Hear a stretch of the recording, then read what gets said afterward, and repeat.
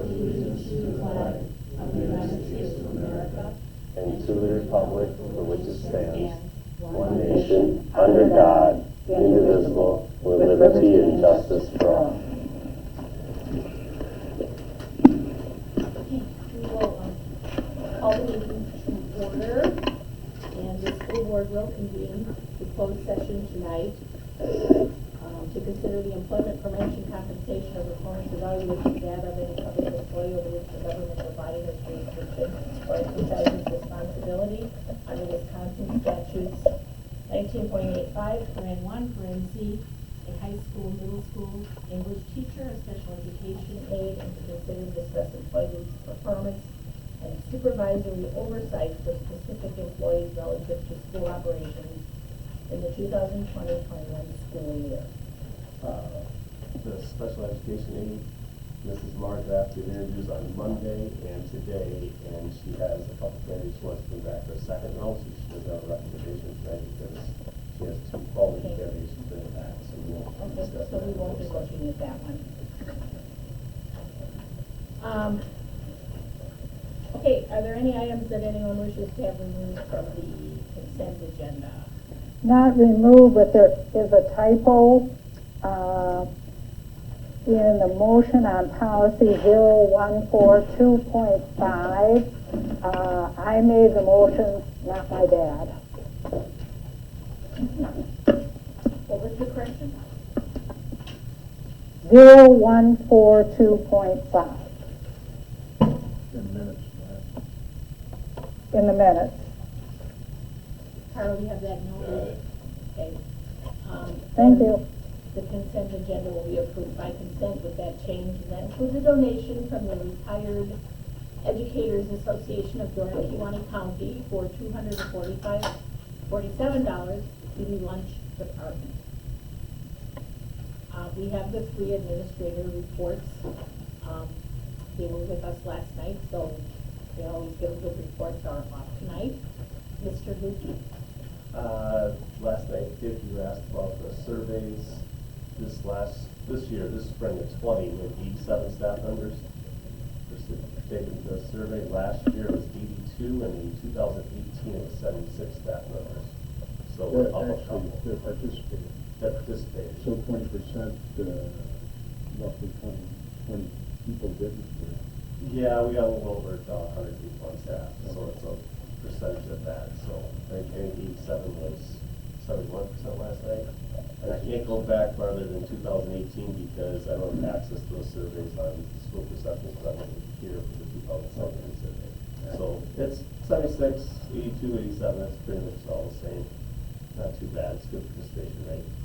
And exit interviews have been issued for Liz Union, Terry Mullering, and Kim Southern. We have not received any responses back to that. That's all I have from you. I don't have anything. 2020-21 planning committee, do you have something you want to talk about there other than we talked about last night? I contacted school perceptions today. They sent me a copy of their survey, so we'll start with that next week. And we're excited about EPI. Well, as excited as we can be from a report from EPI, but yeah, we're excited about Monday's information coming out, but the EPI as well. So that's what we're there. Indeed. The athletic committee met on June 9th. Yep. Anything you want to tell us about? Just some of the things that we talked about are in other discussion action items. Of course, we have coach job description and what that put together. Felt it was pretty well put together. With a lot of changes to it.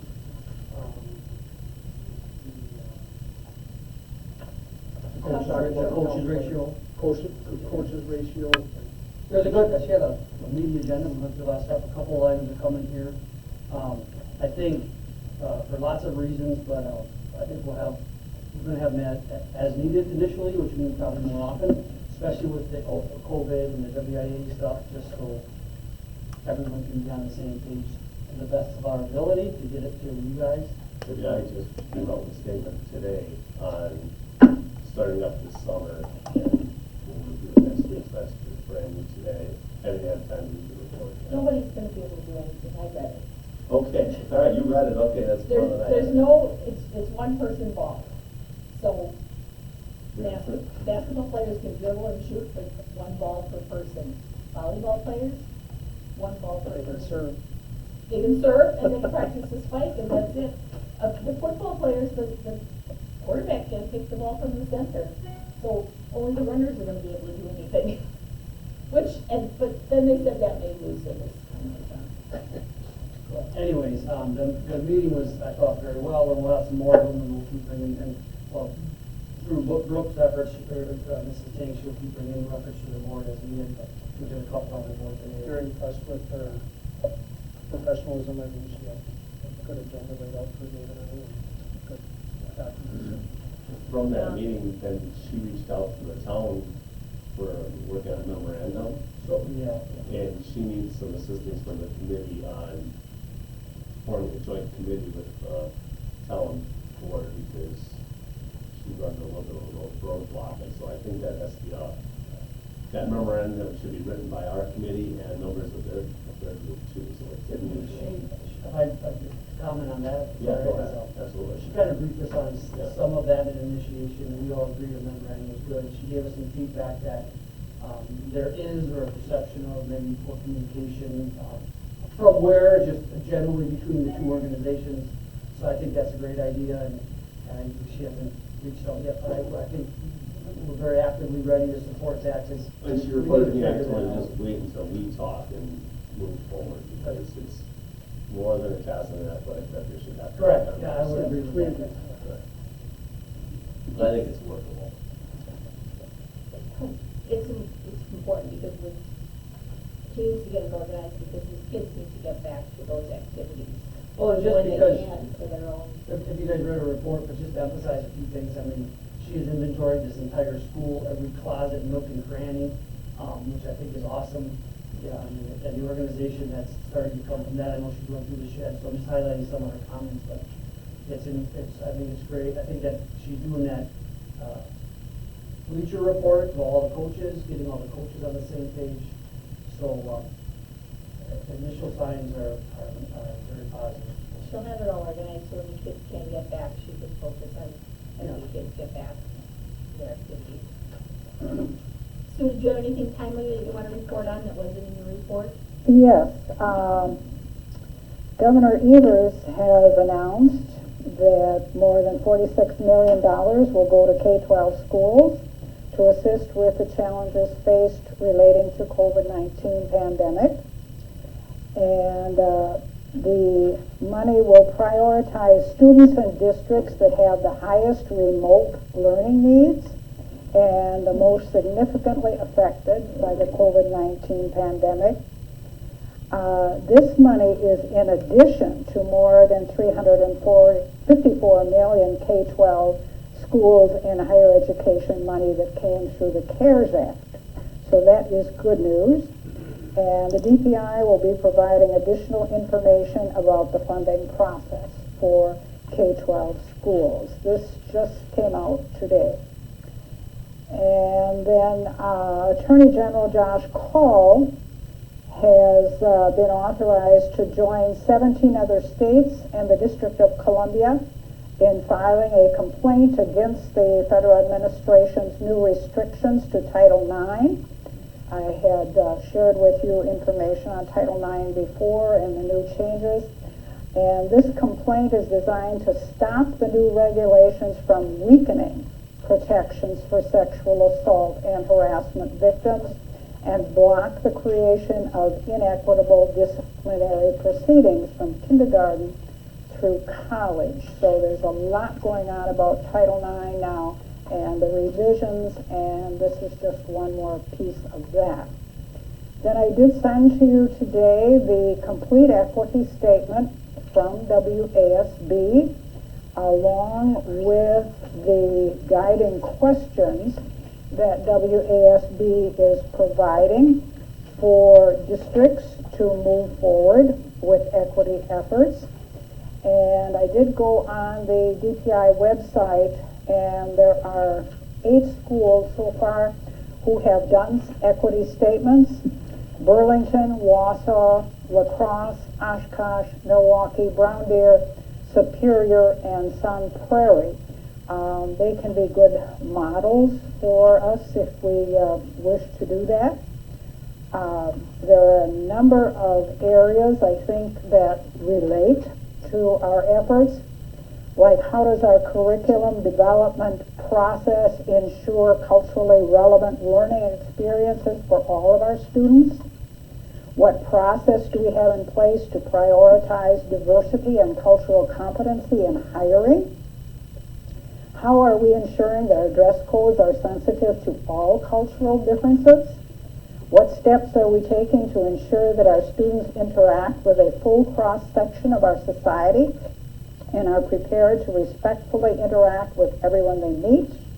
What are we doing to ensure that student voice is encouraged and used in our decision making? And I would say, if we're interested in developing a task force to look at all of these equity issues, I would certainly be happy to be involved with that. I did work in Green Bay as the equity coordinator. I've had lots and lots of training in that area and would be happy to follow through with any of that. Anything else? That's it. I did see a memo from Kitchens today that they are going to mail ballot applications to 2.7 million Wisconsin voters. So, I don't know how that'll affect us in November, but there'll be a lot of mail-in voting, I'm sure. Okay, and then we saw the athletic director's report, and that's evidence of her, all the work she's been doing in her organization. Gotta go back to the budget report. Whoop, Skip the budget. skip the budget and facilities, okay? Okay. So for the budget, for revenue for this current year, 1920, we had estimated, whenever Carl and I do our estimations for revenue, we always estimate low. Our revenue for open enrollment, we had at $785,000, and we're gonna be a couple $100,000 over. So that's a good thing when revenue is higher. Also in the Fund 50, which is food services, that budget with COVID ended up all out of sorts. Casey and his department was about $15,000 short of revenue from the lunches that they were gonna get, but they didn't serving lunches in person in March, April, and May. And with the deliveries we made in March, April, and May, is the increases revenue in those areas by $78,982. That's a current line item. With it, however, in Fund 50, then comes the expenses of transporting the meals out, paying the drivers, the mileage, the fuel for the buses, paying the aides for their time, and a little bit extra time it took for them to focus on the meals. So he did generate more revenue in one area. He was on target to get the revenue we thought he would get from the meals, but that fell off because of the increase, but we have some increased expenses. So that's good. Also, our expenses for open enrollment out. Carl and I estimated our open enrollment out would be an expense of $827,642. It's going to be about $50,000 less than that. We had more staying than going, so that was a good thing. That's another thing. We estimated our expenses a little high to have ourselves covered, and that's okay.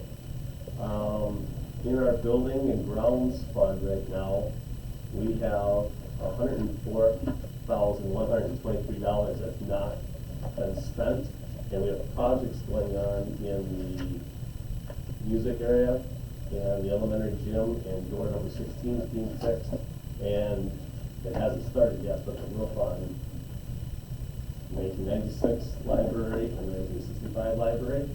So that $104,000 at the end of June should be transferred into Fund 46, which is for building and grounds projects on our 10-year maintenance. And July 1st will be the 5-year anniversary when we're allowed to remove those funds and use them, because they had to make their first initial deposit 5 years ago, and after you did it, had to sit for 5 years before you could open it up.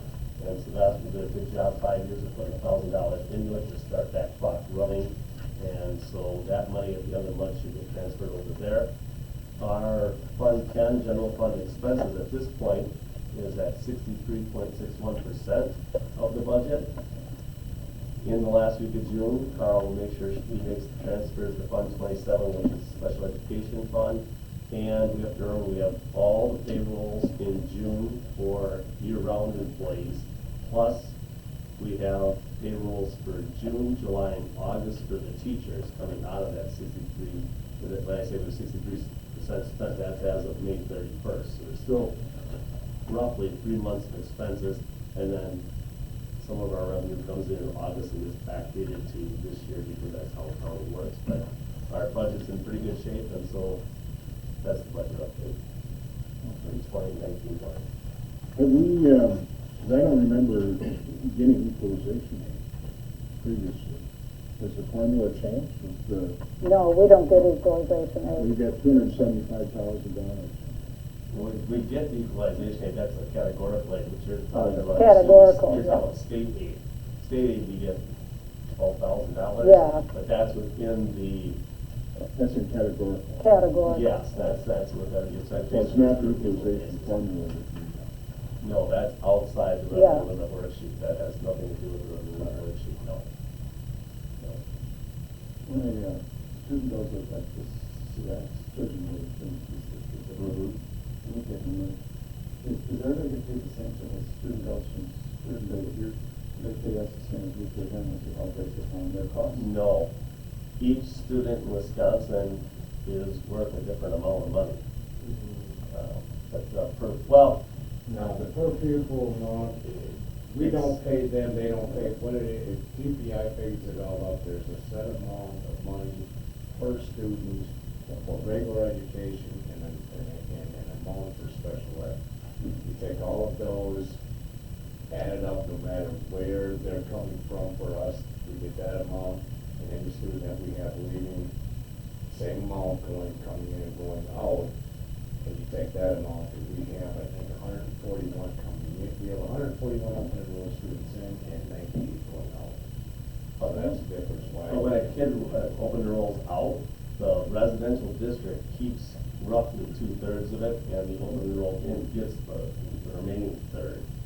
Because they're your student. You actually receive more money for an open enrolled out student that lives in your district than the residential student that homeschools, because if they homeschool, you get zero, right? And special education students, they changed the way their practice they used to.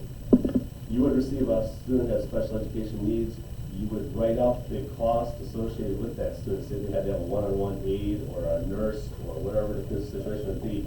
And if they were a very expensive student, you would send the district, the home district, that bill, and they would have to pay you that. And then you'd argue, because they'd say you're overcharging, and you'd go back to court. Well, now the state of Wisconsin says all special education students are worth $12,000, Yeah. which sometimes is, sometimes you win, sometimes you lose. A student that's open enrolls, that's in speech and only receives speech for 20 minutes twice a week, that's when you're gonna win on.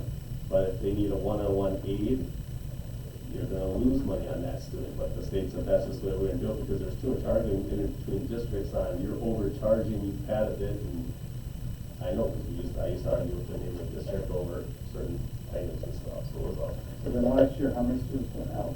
The district number came in. Oh, Carl, we'll know that about, was 141 in? 141 students in. We had 141 open enrolled in, 98 out. Yeah, so we're ahead. That's 4K through 12. And once somebody registers to be an open enrolled student, whether it's open enrollment or alternative, once they register and accept it, they are ours or the other districts until they either graduate or their parents decide to take them out of the open enrollment status.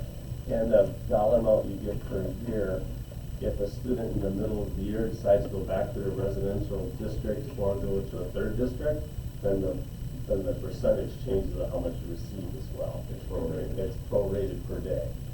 So it's, Parochial schools are different. Well, the schools are just like homeschool children, there's no money there. no. If But they're we- not here on the third Friday, there's no money, right?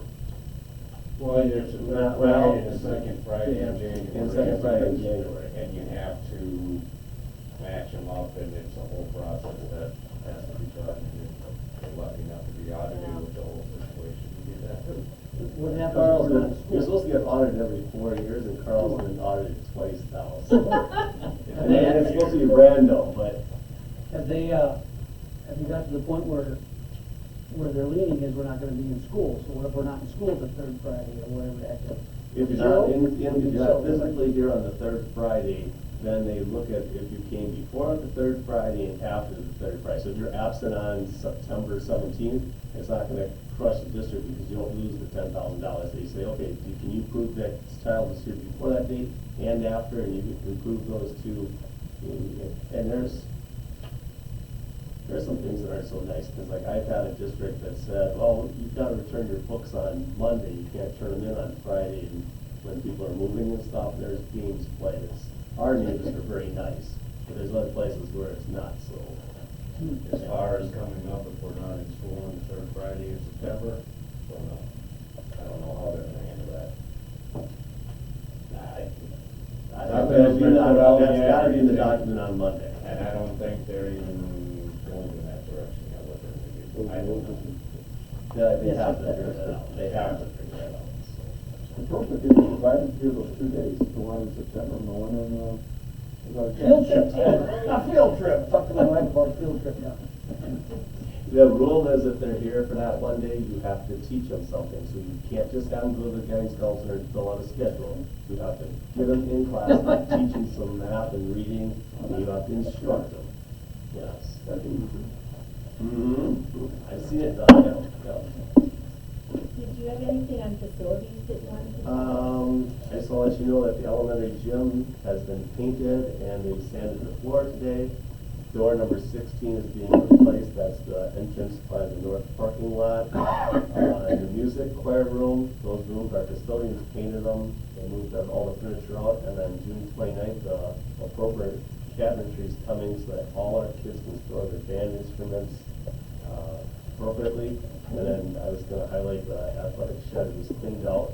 Someone told me it hasn't been cleaned out in 25 years, and it looks really nice. Our custodial crew is now putting up the appropriate shelving. I talked to a couple of the coaches, and they said, when you give me one shelf, and I got a whole bunch of stuff, I'm gonna throw it all on that shelf, and there it is. And they also didn't feel like they had the authority to throw junk out, because it was school property, and they didn't feel like they could. We had a shot put that was split in half. We would never use it for anything, but no one would physically throw out, and they didn't feel the power to, so, yeah, it's a lot nicer, so that's what I got for the building. I should touch on the building project too. We have $1 million in contingency money waiting. We've had 3 change orders so far. One was to increase the footings out here because they hit bedrock, and that was an increase of cost of $5,098. Where we took the option to remove the skylights on the second floor, they had to increase how much block wall they had to put up and wood across it. So that was an increase, a cost of $13,168.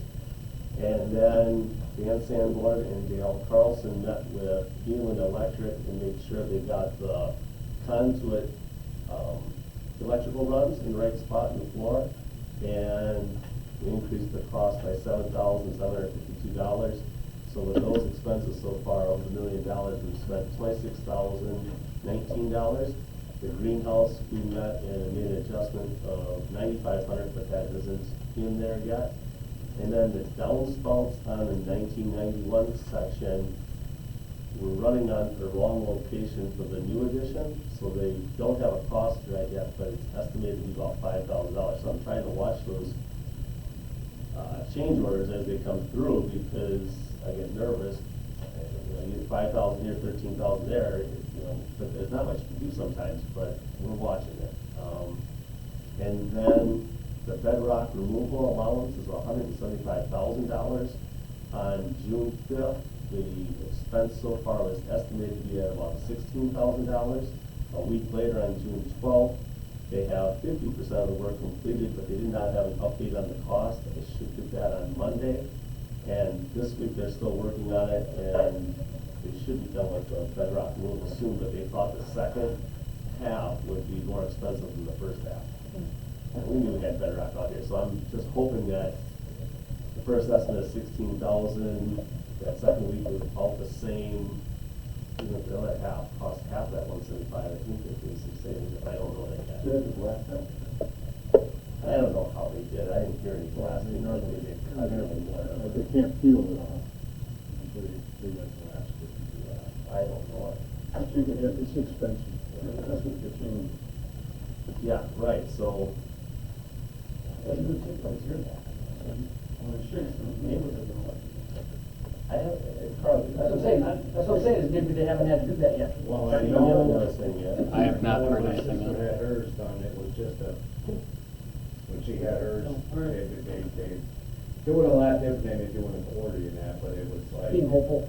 They were optimistic on Monday during the owner's architect construction meeting, but until that final number comes in, that's what it is. Kyle, did we have any expenses associated with that power, the electrical issue? Not that I know of, it only happened on, today's Thursday, it only happened on Tuesday, so I don't know. Yeah, that shouldn't be our expense, that should be. That would the be their contractor. expense. Keep your eyes open, but it shouldn't be us. That's their, they should. I have a meeting on Monday, I'll find out. It's a locator. Didn't locate. Must have worked off of 1920. Locator didn't locate, or the digger didn't notice the play. We're just very fortunate that no one was hurt and no damages are inside the building with electrical surge, so, yeah. I don't know if there's a cost associated with it. I hope not, but.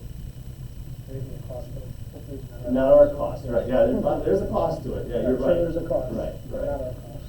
yeah. Then under old business, we have the second reading of policies. We had these policies last month, review, talk about if we wanted to make any changes, and now the second reading will approve them and put them into effect. So can I hear a motion to approve policy 0100? I'll move to approve the second reading of policy 0100 definition. Second. Questions or discussion? All in favor, say aye. Aye. Opposed? Motion carried. Policy 0121. I would move to approve the second reading of policy 0121, authority. Second. Questions or discussion?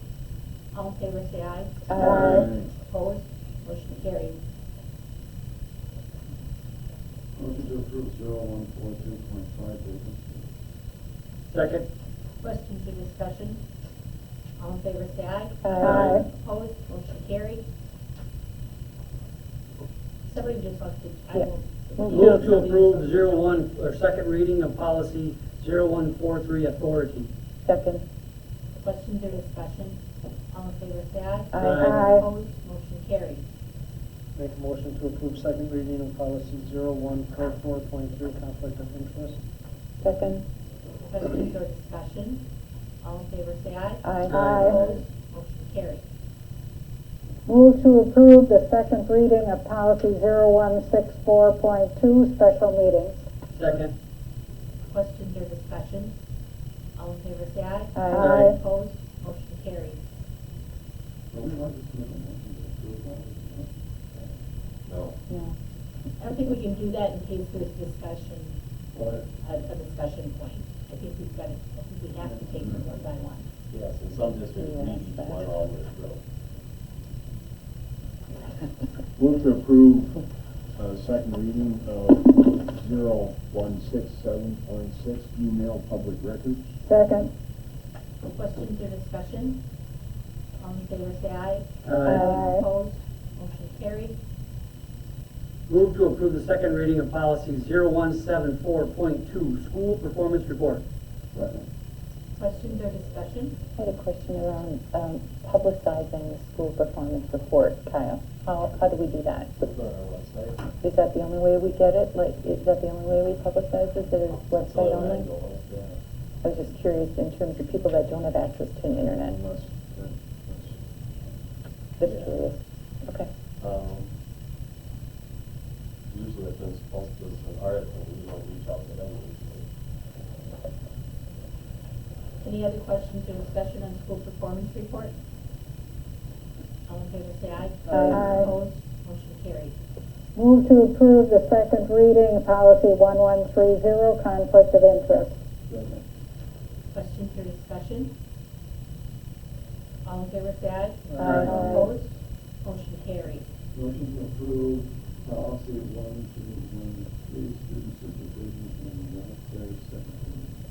Second. Questions or discussion?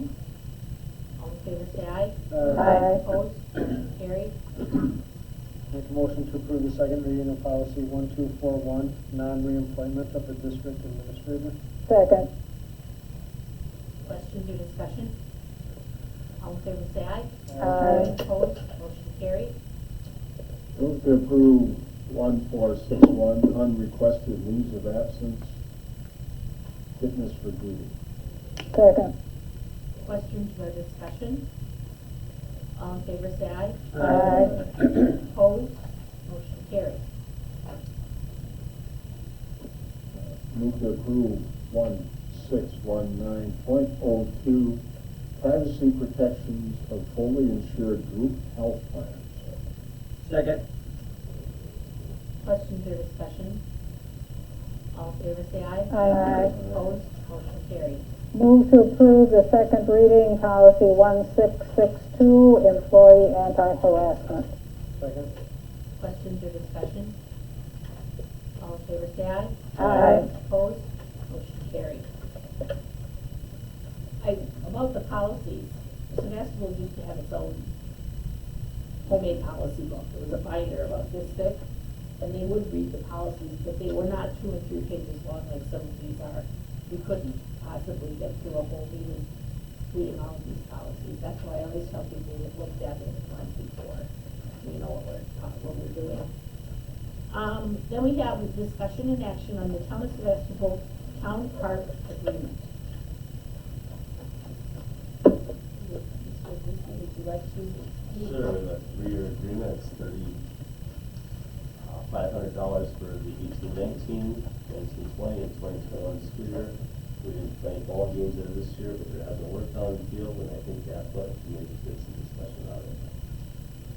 Well, I think this goes back to the understanding, I think what we just wanted to do is follow on some meetings so we're all on the same page, who's doing what we're paying for. And so I think that would be healthy, maybe that's the next action, is get, I guess, get that committee, to meet with and bring Brooke along and probably Mark and whoever else he wants to have. So there's no confusion, right? 'Cause some of the- Mark, what we'd like is a joint meeting of our athletic committee and a couple from your. We used to have a school board member come to all of our park meetings. They had like the liaison or whatever you want to call it between the two. Mike Kay, when he was on the school board, he always came to him. He was the representative from the school. But yeah, we can do that. The one thing I want to reemphasize here is this is not a bill. You know what I mean? You guys aren't paying us.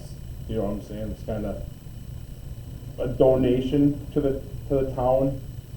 We don't actually send a bill in the agreement. It's not like It's a 3-year agreement. yeah, it's an agreement, yeah, but it's not like a bill where we're saying this is what you're getting for what you're paying for. That's what we need the committee to Yeah. hammer out those details. I don't think you can use public funds as a donation.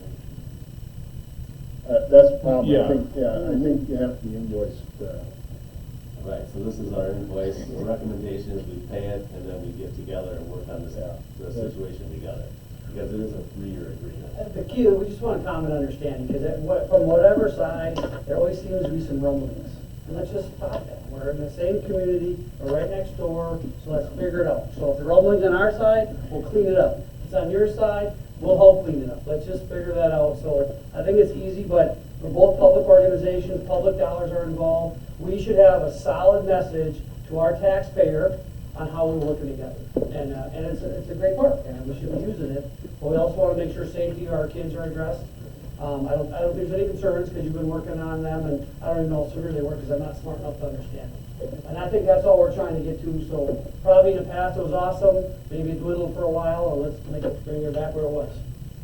That's what we're.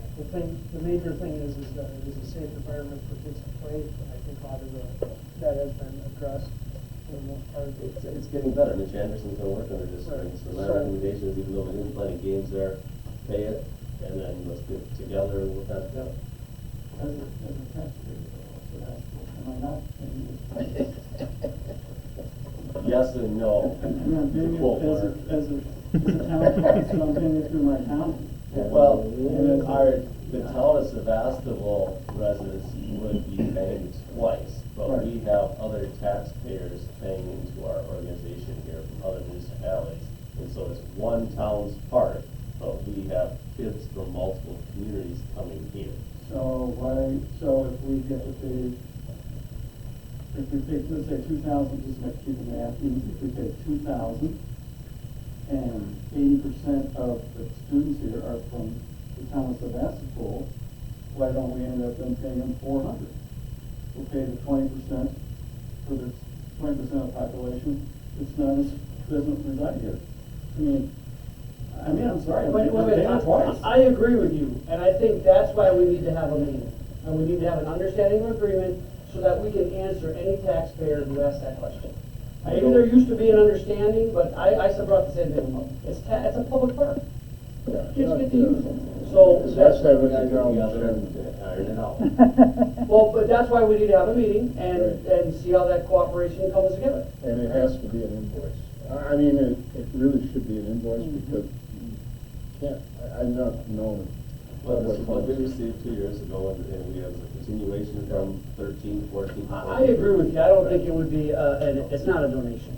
It's not. It would have to be, I don't, right, if we're paying a bill to allow our kids, because we need to provide a baseball bill for our kids. Right. Right? Or for, maybe they will, whatever they all go use it for, I don't even know yet. So we figure all that. This is kind of like the city of Sturgeon Bay sending a bill to the town of Sevastopol because 20% of the people using their tennis courts are from Sevastopol, and we should pay for its upkeep. I mean, that's the same thing. But this is, to me, is kind of ludicrous. It's a town park. This is a town school. They get it set up, and it's a baseball field, right? And That means certain things. A baseball field's got to be safe. It's got to have. Try and get it cleaned up here, yes. And I think there's other people with those opinions. We just have to have a solid message that we all agree to. And, you know, on all sides, and everyone's happy, and we do great. I'm not blaming you for it, but I'm just saying. I think other people have that same comment. You're like, well, it's a fast food town, you know. I mean, So, it's kind of like the city, I mean, my kids' daughters played in the Sturgeon Bay League, and if you're not a city resident, you pay a fee. Right. City residents don't pay the fee because they're taxed. And in the town of Sturgeon Bay, I'm not a city resident, so I. Right, that's legitimate. Right, but I'm saying, I understand what you're saying, 80% of the kids here are Sevastopol residents. And their parents have already paid taxes And their for it. parents are being taxed, school-wise, town-wise, state-wise. Not acceptable. Yeah, we don't have any student police on the sports teams. So the recommendation is, the motion approves the payment for 2021, and that a memorandum of understanding will occur before the next school year. We in good faith would like to have a joint committee meeting with the town of Sevastopol. 1920. This for 1920? This is paying 1920. Yeah, she said 2021. I think what. 19 for the current school year, yeah. What do you want to make that motion? I would make a motion to approve the $3,500 payment to the town of Sevastopol park agreement.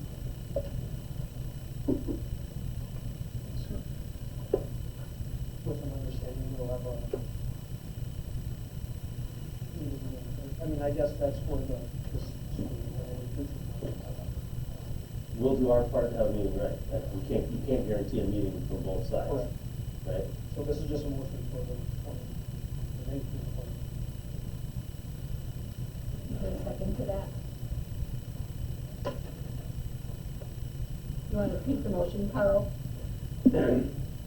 Motion by Mr. Boltman with a second, and seconded to approve payment to Sevastopol Township for 2019-2020, town park.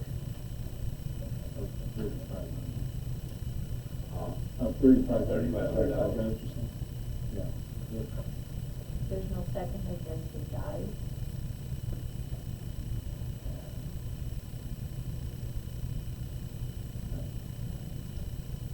I would move that we uphold, that we hold back the payment. We're assuming the No Got a motion motion died. on the table. Looking for a second. It died. With no second, it dies. Right. I would move that we withhold the payment of the 2020 payment of $3,200 to the town of Sevastopol until a memorandum of agreement can be reached. It's 3,200. Is it 3,200? 3,200 must be overall. $3,500. Was that projected amount? No, That's, when you're reading 3,200, that is from the 13, 14, 14, 15, 15, 16 agreement. They increased it to 3,500. I stand corrected. And you can say it's from the town, so it's from them to us. To hold back the payment of $3,500 until a memorandum of agreement is established between the town of Sevastopol and the school district of Sevastopol for use in the town park. Is there a second on that? Dave already said. second. Okay. Questions or discussion? Is the 3,500, is that the total cost of maintaining it? There's a cost. That's what the committee will find out when they meet with them. And the cost of the town more than that. Well, it depends on the spring as well. If we have a wet spring, we don't play many games over there. If we do, but they do have some automatic upkeep of all that.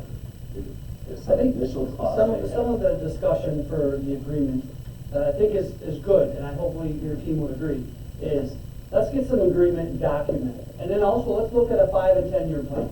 And if maybe there's some improvement that needs to be done that's a little more expensive than 3,500, we could work together to plan for that. Maybe even do some fundraising, get the SEF involved, or a booster club, or I mean booster club, right, to do some of that. So, you know, that's what we would bring to the group is, hey, let's just not make it an ad hoc and every day we talk about this one thing. Let's actually make it legit and talk about, just like we're doing strategic planning at school, right? We want to start looking out, how are we doing this? And even quite frankly, because, you know, it'd be better to invest in that field than putting a field back here. We don't want to do that, right? So that's where we want to start talking about the investment, how we work together, and then we'll understand that price breakout better, you know, and be able to understand what that's for. You know, because there's mowing the lawn and there's marking the lines and all that kind of stuff. And There's it's done in game time for crop, and games. then there's seasonal. Yeah. And then there's other users as well. Because I'm sure there's a tribal knowledge group of people that know what that is, but we're a public school. Let's get it documented. They're a public entity also. Well, that should be agreed to in writing. So there's. But we already have an agreement with you guys. There's an agreement right there on the table. It's right there on the table, a 3-year Okay, agreement. Mark, it's not your time to talk now. Oh, about it. okay. And Sorry. the other thing is, earlier you said it was a donation, it's not a donation, so. Yeah. I'm not against making the payment.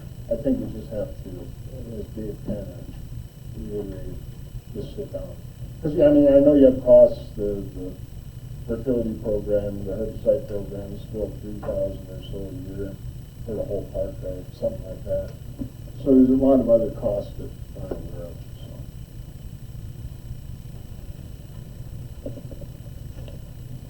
Any other questions or discussion? Read back, please. Motion by Mr. Wyman and second by Mr. Cameronski, withhold payment of $3,500 to Sevastopol Township for use of town park until memorandum is agreed to by both district and township.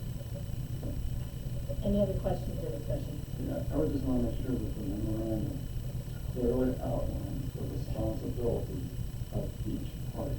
What the responsibilities of the town are, and what the responsibilities of the school district are. So there's no gray matter in anything.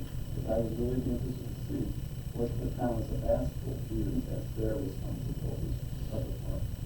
So I would maybe make that as an amendment to the motion, that the memorandum of understanding that clearly demonstrates the responsibilities of both agreeing parties. Well, that was some of the discussion, I think that would be reasonable, but, you know, so it's part of the amendment, that's up to you guys. Because I think, right, that memorandum of understanding, or whatever we coin it, we'll have to come back to the school board, right, to agree to. So you'd have another take at it to make sure it's been done properly. But I'm asking this amendment, just make sure that's in there in the product that comes here, so don't go back to it. Was an amendment made before or after a motion was passed? You have to make the amendment, because you vote on the amendment before you vote on the motion. Why, that's not, I make an amendment, what is it? That both responsibilities for both parties is clearly outlined in the memo of understanding. No, sure, is there someone that would like to second Gary's amendment? I can second that. Questions or discussion on the amendment?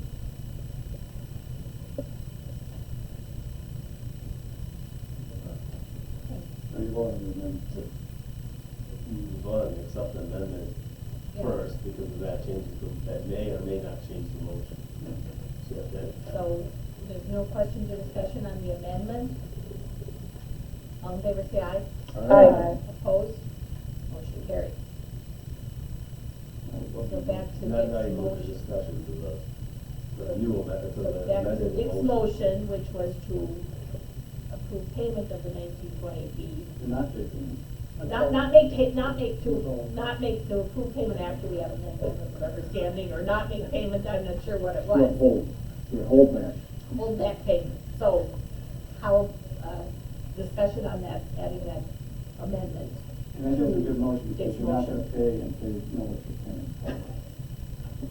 And just for discussion, really, for your ears, we can make this quick, it doesn't have to be a 7-year process. I mean, I know like if the athletic committee, they're ready to meet soon. I mean, there shouldn't be moving mountains, there should be just some coordination, and if you can find the right people and have a few meetings, and wordsmithing might take the longest hopefully, but, give it a go.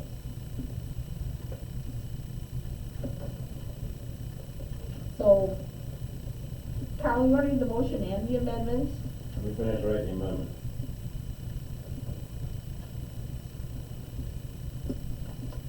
Jerry, would you say specific guidelines or specific? Responsibilities for each of the parties, meaning the talents of basketball and school districts of basketball are clearly written out in the memo of understanding.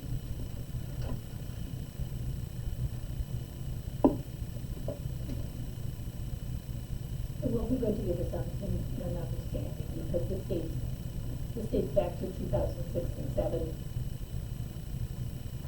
Before, and then in 2008, the girls played Jacksonport because they couldn't get the field the way they wanted. Okay. So, So here's the amendment. Wait, you wanna do the motion first, so then we know what we're amending? The motion with the amendment is what we're voting on now. read a motion first and then the amendment. Motion by Mr. Whitman, second by Mr. Caponecchi, to withhold payment of $3,500 to Sevastopol Township for use of town park until memorandum of understanding is agreed to by both district and township. With an amendment by Mr. Warwick, seconded by Mrs.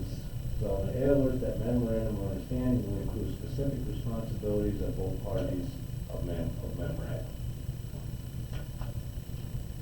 Questions or discussion? All in favor, say aye. Aye. Opposed? The motion carries. So you guys will work to get a meeting done quickly and get this back to us as soon as possible. And we would have, I think, look will help us with that, I think, right? Yeah. It should be the athletic committee, and Yep. work with that, if you need that too as well, that's fine. You have to make a huge group, but the two of you on the athletic committee, so that's where we start. Now with that, let me, because this is not gonna happen before the end of the fiscal year, obviously.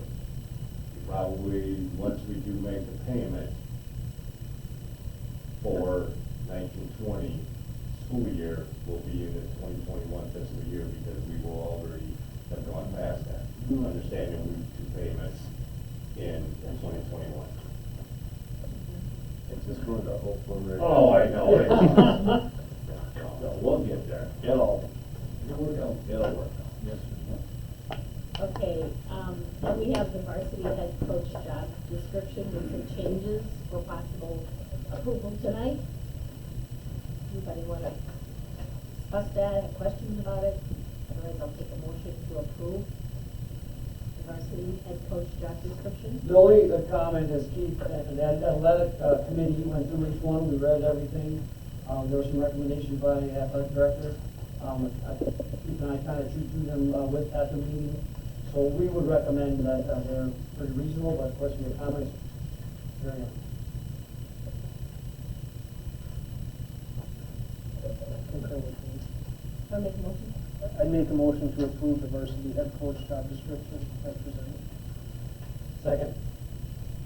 I think it's a really nice document. It really makes it clear to those people what their I responsibilities think are. it'll be good for to evaluate the coaches too, to use that as a document to accountability.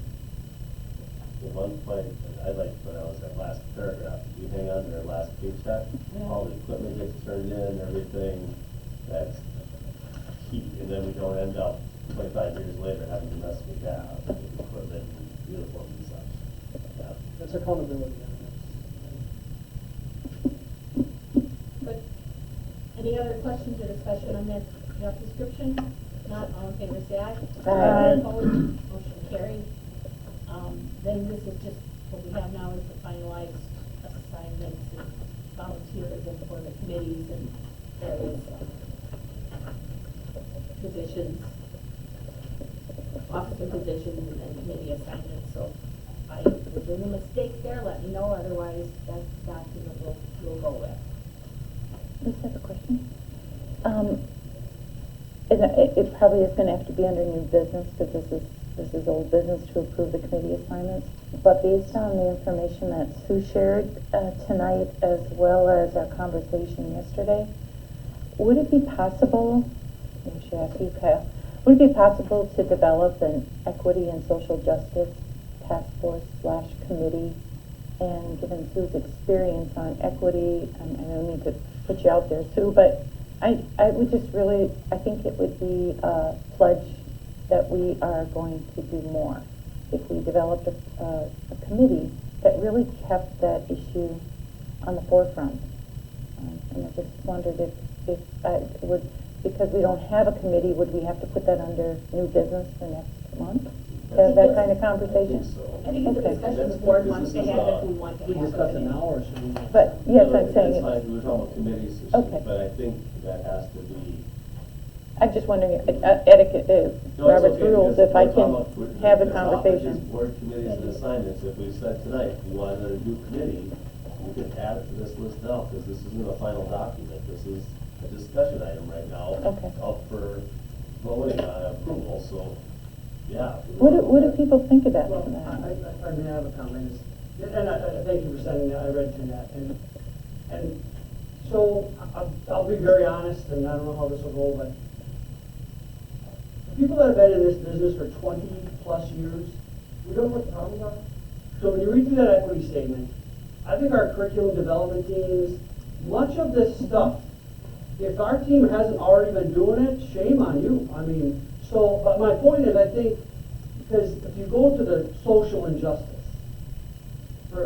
this is what I think is very challenging topic. I think a lot of people know what the problems are, but no one's willing to say the truth. You know, I'm sorry, it's not home. You know, well, how's your home life? Are your parents following you up? Are your parents coming to parent-teacher conferences? Or your parents have to work so much they can't support you? So are we going to just give them more money? I mean, so here's enough money so then you can come to school. I mean, so this is the opinion that no one should ever say out loud, I guess, because since I was a child, there's been an inner city problem in Chicago. And no one's ever done anything. So I cannot believe people that are in that business or in education for a long time, you know what the kids' problems are. Ask our staff. I think they're working on it. So my concern is what we've been doing, look at that review yesterday, right? Before you got here, Kyle, those numbers were not like that. Those numbers that are great, they were not great.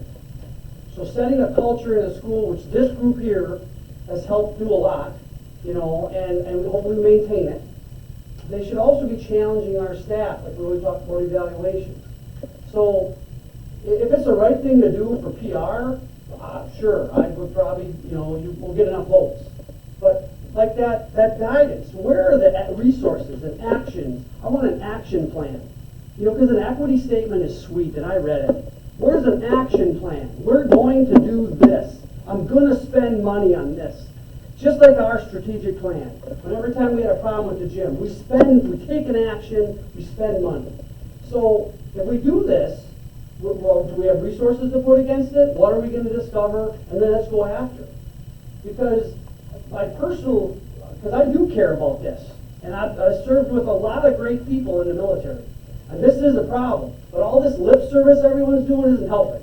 And I don't want to be part of lip service. So if we're going to do something, it's going to be resources, and we're going to follow through, which then goes to my question yesterday. What does a school district can you really do? In our walls, you betcha. We got discipline issues. We should address that. If we have bullying, we've been talking about that for years. We should do something about it. So, and you know, so I'm all for improvement and stuff, but I'm just don't want our other committees address curriculum and discipline. The PBIS has been brought in, right? So a couple of years ago, we had a presentation from our ELL department saying we're shorthanded. They had data that showed the numbers were increasing. We increased that department. 2 years ago, we developed a multicultural club. I'm sure the direction they're going to go now is going to be more in depth, but it doesn't hurt to have a committee to support those efforts that we have. That we had started an SAGA club this time last year, I think it was. Yeah. Junior, so I don't know, it's something. oh, no, right at the end of school, But we had the kids come and the potential advisors, and so we have been supportive of issues like that. It hasn't been that we haven't been, but it's at the forefront now. It doesn't hurt to have a task force committee focus on it, but it's not going to be one and done like getting a committee together to update the gym. Hey, great, you put in new bleachers, you paint it, you do the floor. You're not going to have to revisit it for 12, 15 years. This is going to be one that's going to be ongoing forever. And I don't want us to make problems where we don't have problems. I'm not saying that there's not discrimination all over the place. I'm not saying there's not discrimination all over the place, but I think our staff recognizes where there might be discrimination in our school district. Well, And I have to agree with everybody's jumping up and, you know, making equity statements and creating scholarships in the name of George Floyd. It's all PR, it doesn't matter. It matters what we do at this level right here. How we, what we're teaching our kids. And it's a discussion, so I give you my passion and view of my whole life, and all the people I've worked with, served with, my kids' best friends. I've dealt with all that, not in this community, but in past communities. So, you know, if we do the committee, that's good, but let's try to actually do something. I agree. I wouldn't want to be a part of something that didn't do Right, something. and I think I've seen too much of that. And if we're doing wonderful things, let's tell the world we're doing wonderful things. And so that could be part of it too. Is it just the messaging? Maybe. But there's always room for improvement. In every area. Anything, yeah. And I don't think we have to say there's something wrong, Lisa. I No. think this can be a proactive, positive committee, not looking for things that are broken, but looking for ways to just sustain and maintain and keep a positive. Enhance what we're doing.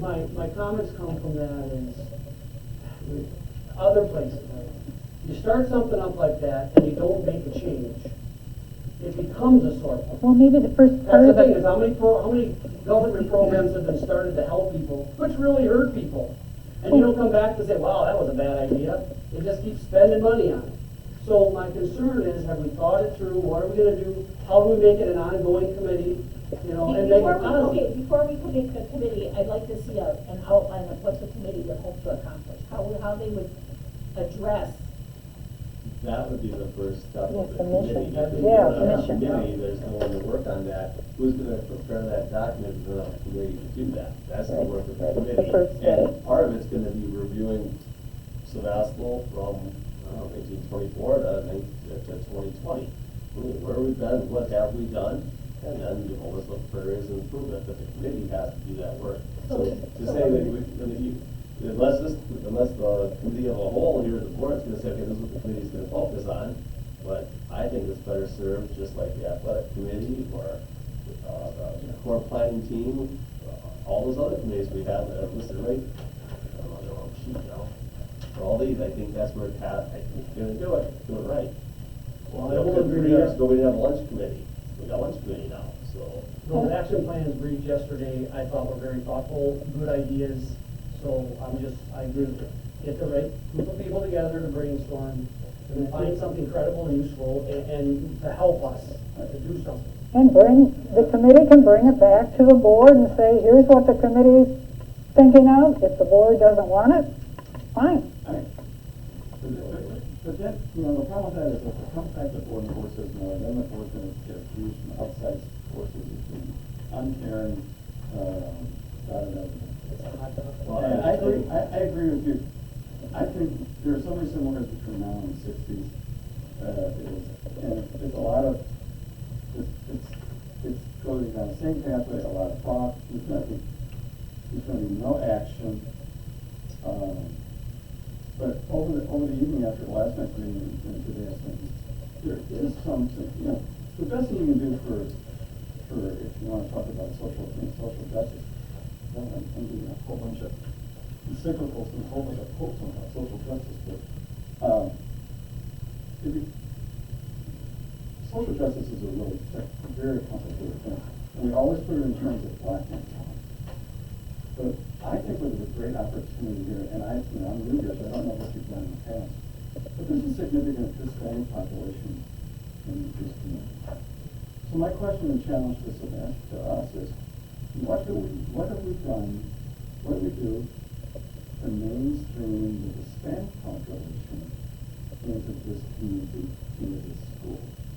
And here they are right here, Yeah. in our midst. That's all a part of this, Jerry. No, but we always get down into, like today they're gonna get rid of Aunt Jemima pancakes and Uncle Ben's rice and all this BS. Has nothing to do with the real issues. But if you look at the WASB equity statement, it is not strictly racial. It is sexual orientation, national origin, all of those areas, gender, everything, including Hispanics, which you're referencing. We have a gender imbalance here when it comes to our clubs and organizations. The girls dominate, the boys sit back. Yeah. I don't know why. Fathers and families out of it. That was an all boys school, so that never happened. But Well, you check out our class officers.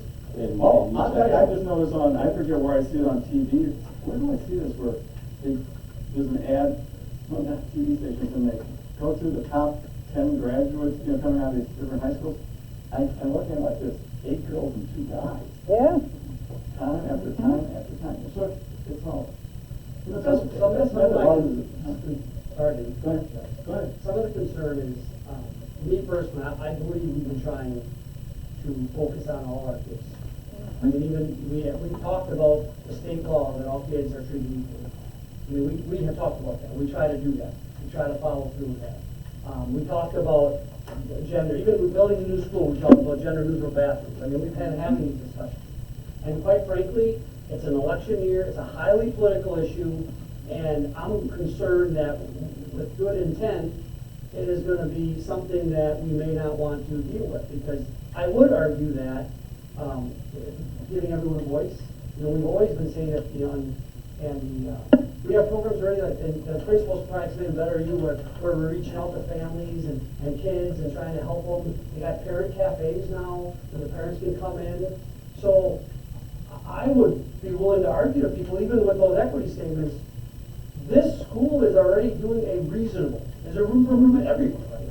There's room for improvement in all our evaluations and our performance and our kids and our sports teams everywhere. So I'm cautious about, it's, 3 years from now, is this it won't be election year? Is it that big? I still believe it is, because like I said, from when I was a kid, hearing those stories in Chicago. I was out in Compton after the Compton fires. What have they done out there? So That's what my caution is, it's the issue blowing in the political year of an election year, which we know the community is very challenging, and I want to be very cautious on how we manage our public school, which shouldn't be politically charged, right? And we want to take care of our kids fairly. So if we want to survey parents, maybe we do that. We want to start this out because remember, I'm just one voice, one vote. Everyone's on board, I'm good, I'm just saying, I think this through, I mean, we've been thinking this through since I've been on board, and you have been too, so that's my only, okay, I'll try to let you guys in. It has risen to the top recently in the United States and the world, and we probably haven't spoken up about what we've done in past efforts. Now, we think that's the first thing we can look at and then say, okay, there is to still yet improve more. And our demographics are different than other places.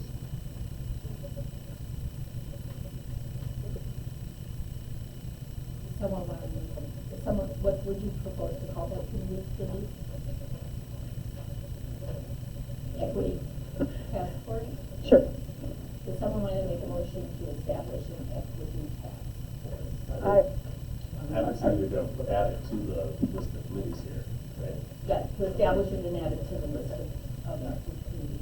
I would move to do that. Is there a second? I'll second it. All in favor, say aye. Aye. Wait a second. Yes, please, second. Before you say you're going to do whatever, I think the motion should be to authorize the formation of a charter for that committee, so then the board knows what the committee's about, what its goals are, what's it doing, as opposed to saying, we're doing the same thing that we just complained about, So I would say if you want, I don't know if I want to say, Kurt wants, we're going to have this committee. I'd say it's fine for me to go for both board members who are interested in it, put together the charter, the purpose, what it's going to do and all that stuff. Then that comes back in, then we'll say, do we want to have this committee? I would say that any, Okay, I would say the job of the committee would be to do just that. To meet and to develop a mission statement or whatever, and then have the board approve it so that they can go forward with it.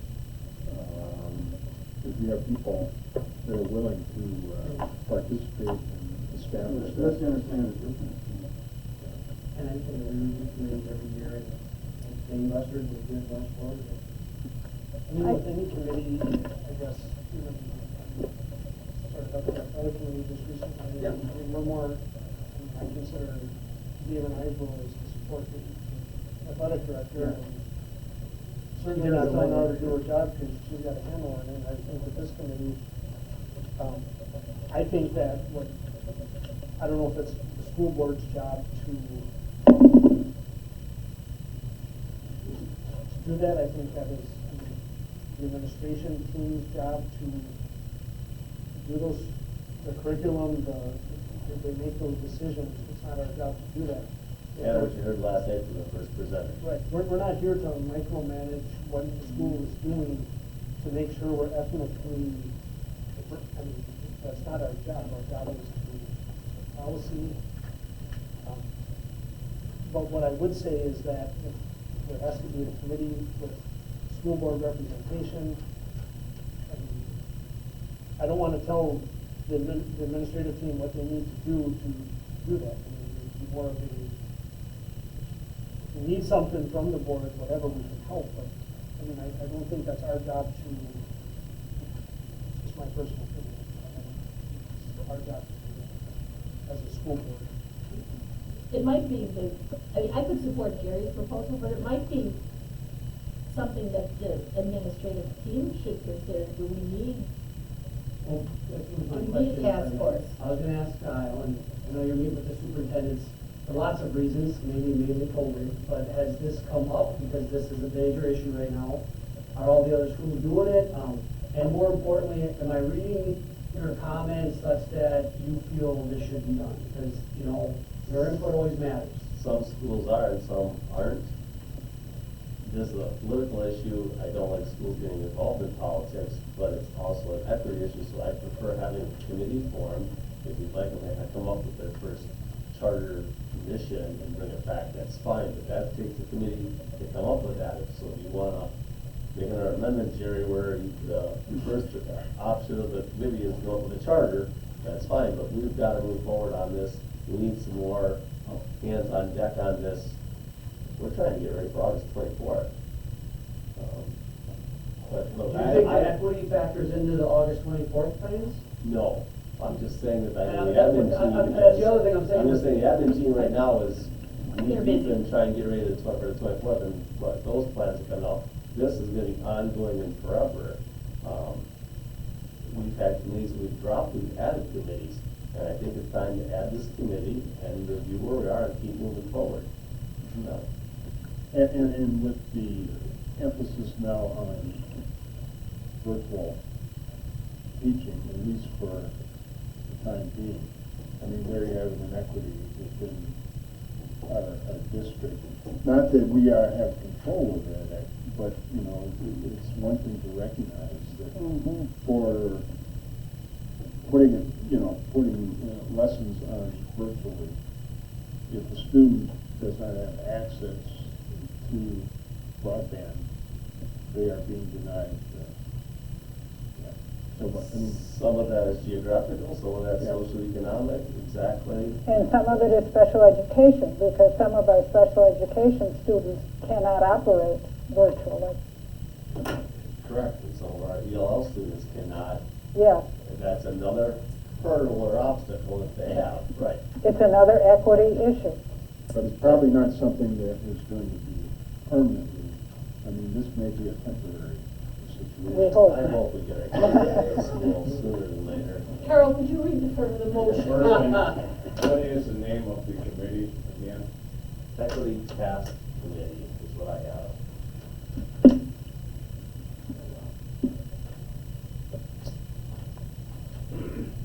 I have a motion by Mrs. Day with a second by Mrs. Ehlers to establish equity task committee. This is a committee of the board. This committee is a board committee, correct. But just like the athletic committee serves with the athletic director, the food committee serves with the food director. Who's the equity person? I would recommend the guidance counselors to start there. And Melissa Margraf. Melissa Margraf is pupil services, so those are two wise choices. I think just like some of our other committees have community members, Karen Brower is on the communication committee, we need community members. Mr. Ward, did you want to make an amendment to that amendment that you spoke of to the motion? Now, I'll report if they're gonna come back with that eventually. Well, there's no.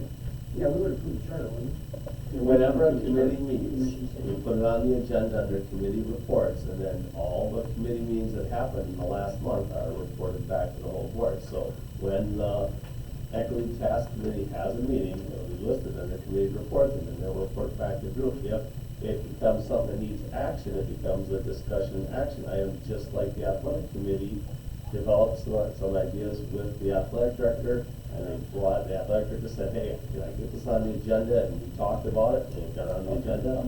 Same thing would happen with. So, since this is such a highly charged, politically charged type group, that, then I would throw in the amendment that the first act of this committee, if it's approved, is to develop a charter. You know, what they're gonna do, the charter comes back to the board for approval. Did you already vote on this? No. I No, thought you already voted on it. no.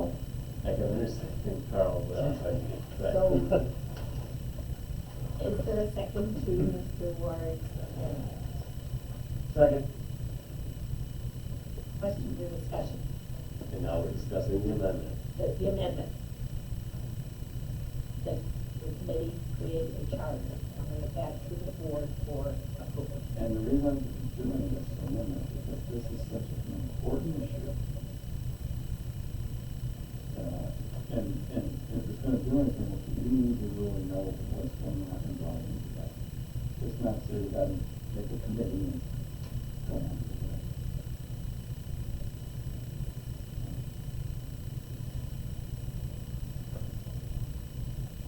If there are no questions or discussion on Mr. Work's amendment, all in favor say aye.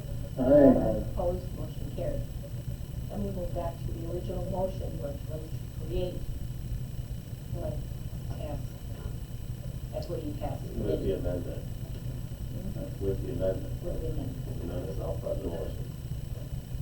Any questions or discussion on the motion and amendment? All in favor say aye. Aye. Opposed, motion carried.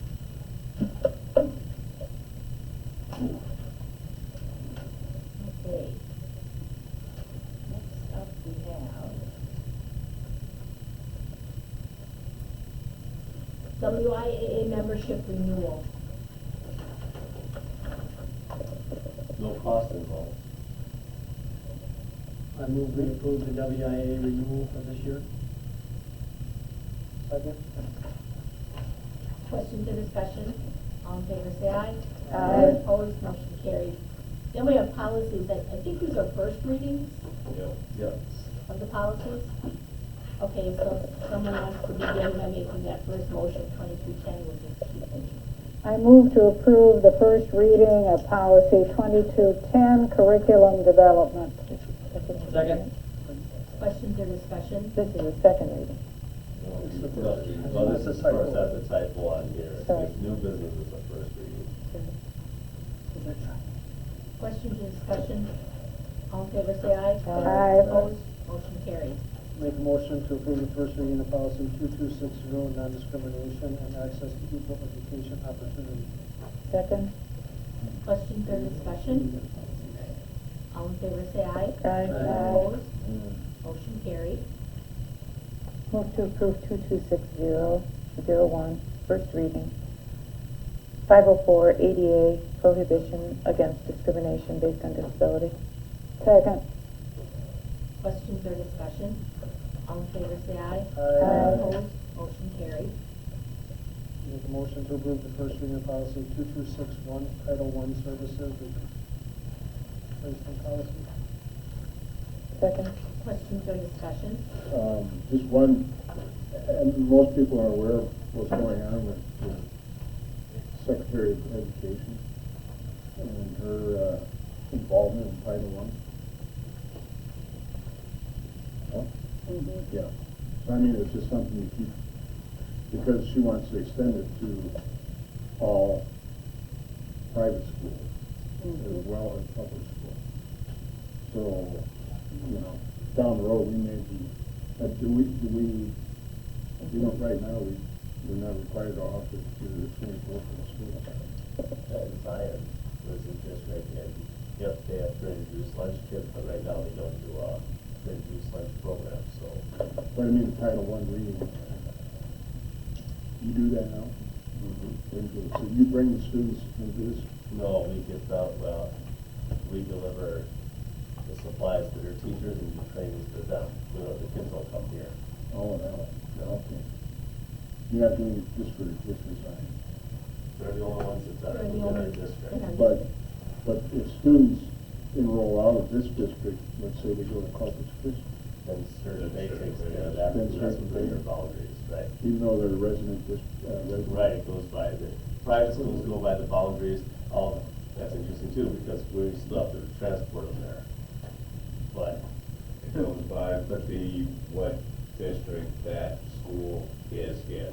for the Not by the education resident, not by the Not by the resident. resident of the kids, it's Okay. where that So school The is. it school probably- side, but not the transportation part. Because we go to St. Peter and St. John Bosco with our buses. So it wouldn't impact our district very much. No, we have 17 students over there. Yeah, okay. Any other questions or discussion? All in favor say aye. Aye. Opposed? Motion carried. Move to approve policy 226101, first reading. Parent and family member participation in Title I program. Second. Questions or discussion? All in favor say aye. Aye. Opposed? Motion carried.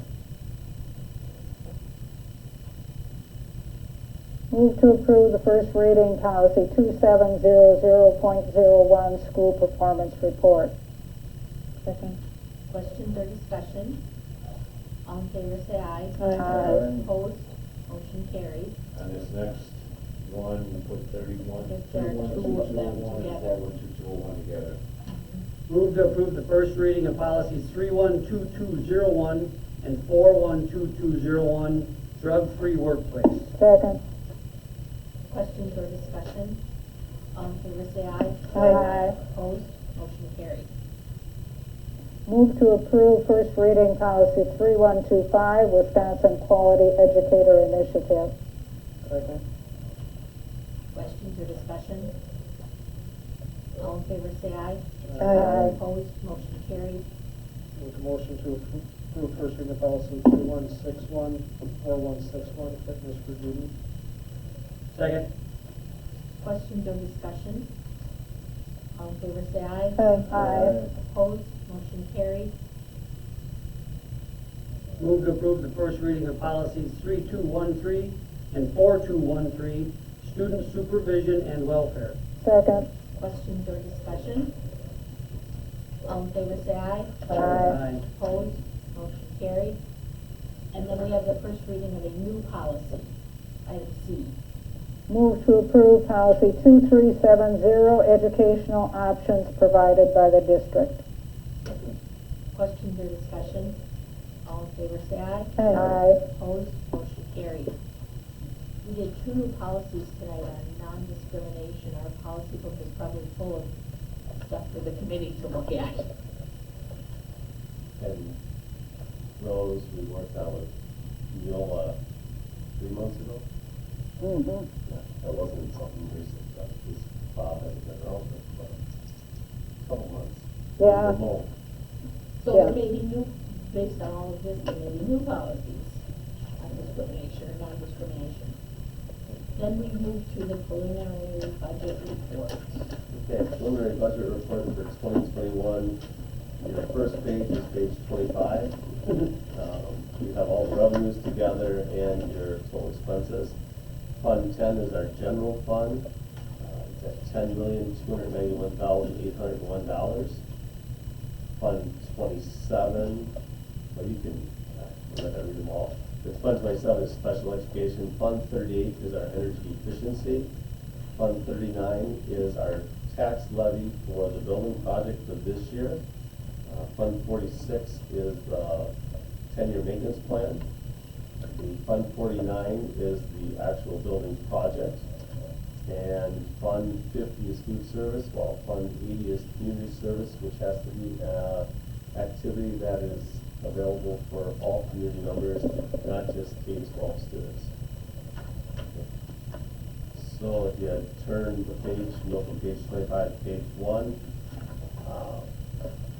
you have Fund 10 revenues, property tax, just a little over $8 million.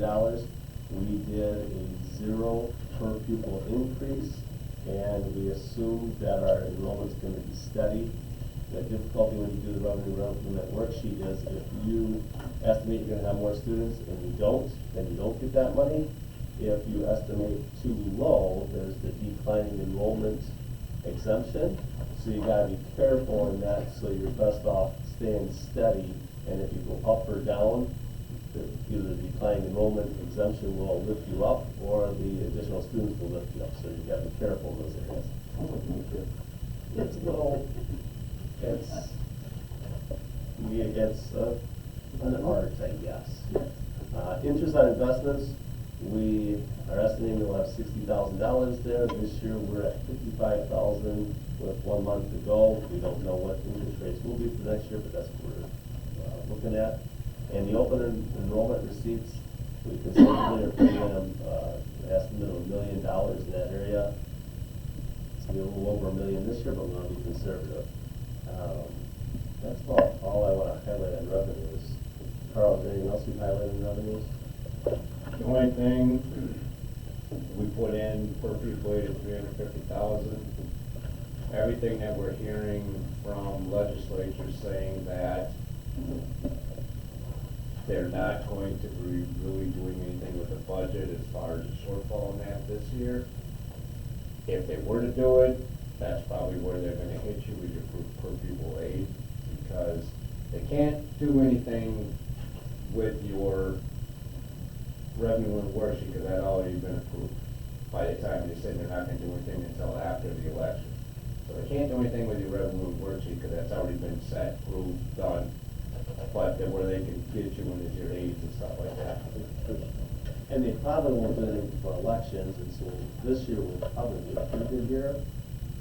The following year, you're gonna see the different aides, the arguing between legislators, because each one's gonna look at their constituents and say, okay, transportation aid hurts my district or helps my district, so I'm gonna vote one way or the other on that. Sparsity aid and their per pupil aid, that's the one that I think they're all gonna go after, because that's pretty equal playing field for all. And they do have to do something with the state budget in the next cycle to make up for the shortcoming. But I think that's a good number for 2021. Right, But it I won't think be we're there okay in for this 21, year. 22. Right. I would, yeah. So then we move down to Fund 10 expenses. The first line is the permanent full-time, that's our 4K teachers. And you just follow that through with their aides. Retirement, FICA, life insurance, and if you flip to page 2, you'll see there's their dental, health, and long-term disability. It's all the same until you get to 10E 200, 110. That number is $727,000. That is our 5K through 5th grade staff. And then you see some larger numbers right after it. That's your 5K through 5th grade music gets broken out of there, physical education, guidance, your principal, their secretary, and substitutes. And then you see the same, after you go permanent full-time, you'll see retirement, FICA, life insurance, dental, vision. It rotates all the way through until you're on page 4. And then you are in the 300s. And that's your middle school. So your middle school staff, $501,000. And then it breaks down arts separate, music, ag, business ed, base, tech ed, health, ed, guidance, principal, secretary, part of Ms. Anschu's salaries in there and substitutes. So Carl has to break out those people that are K-12 into elementary, middle school, high school for accounting purposes. That's a real pain in the tail end for him. But that's his job. So Well, it all deals with school level reporting, which is a new thing started, I want to say three years ago, where the federal government wants to know what you're spending in each school. For us, we're our K-12 school in one building, but they still want to know pre-K, elementary, middle school, high school, and district. So you have to break all of that out, tell them what you're spending in each, and then there's a report I have to do with the budget and at the end of the year. Yeah, so it's 3 schools within one and the district, right? So it's interesting. So then you have retirement, you go from page 5 and 6, you see exactly the same breakdown for all different areas. And then on page 7, when we get to the 400s, that's your high school. The first number is your high school core staff, and then it's art, music, agriculture, business ed, base, tech ed, health, ed, guidance, principal, secretary, part of Ms. Anschutz, and then substitute teachers. And then you roll through the same exact thing with retirement and FICA all until you get to on page 11. On the very bottom of page 11, you'll see one that's a little bit different. It is, the last 3 digits are 824. That's your ELL program.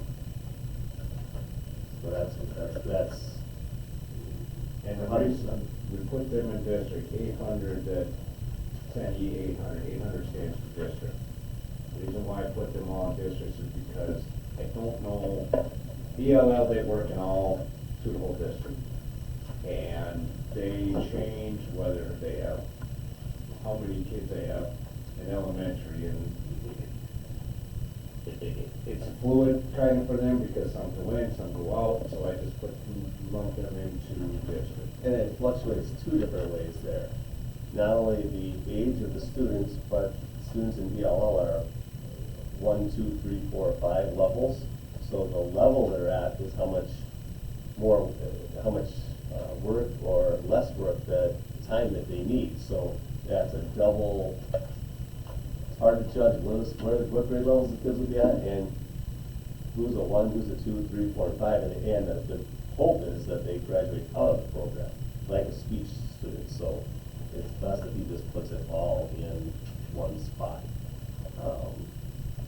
That number right below the 107,000 is the athletic director. And if you move then to page 12, you have the same thing. Next one is GT, that's a K-12. And then the next one, a couple on library aides, and then superintendent. And then you're moving to the district more. And superintendent, half of the district secretary, director of maintenance is there. The second half of the district secretary, which is in 2 areas, and then that's what Carl also does, because Jean's job description is secretary, but she also does some bookkeeping work as well. So she's split twice. Director of maintenance, IT, and then the Board of Education, and then we move into transportation, 48,359. That's part of Rock and Dan's salary as the director. They're in 3 locations. They're in maintenance, transportation, and part in special education. So their salary, Carl's got to split all 3 ways. And then the 155,000, that's for all the transportation for regular education, driving, your daily education. The next line would be co-curriculars, and then field trips is after that. And then again, then you'll see an E24, and that is your ELL. And then you roll through our retirement, FICA, life insurance, dental, vision.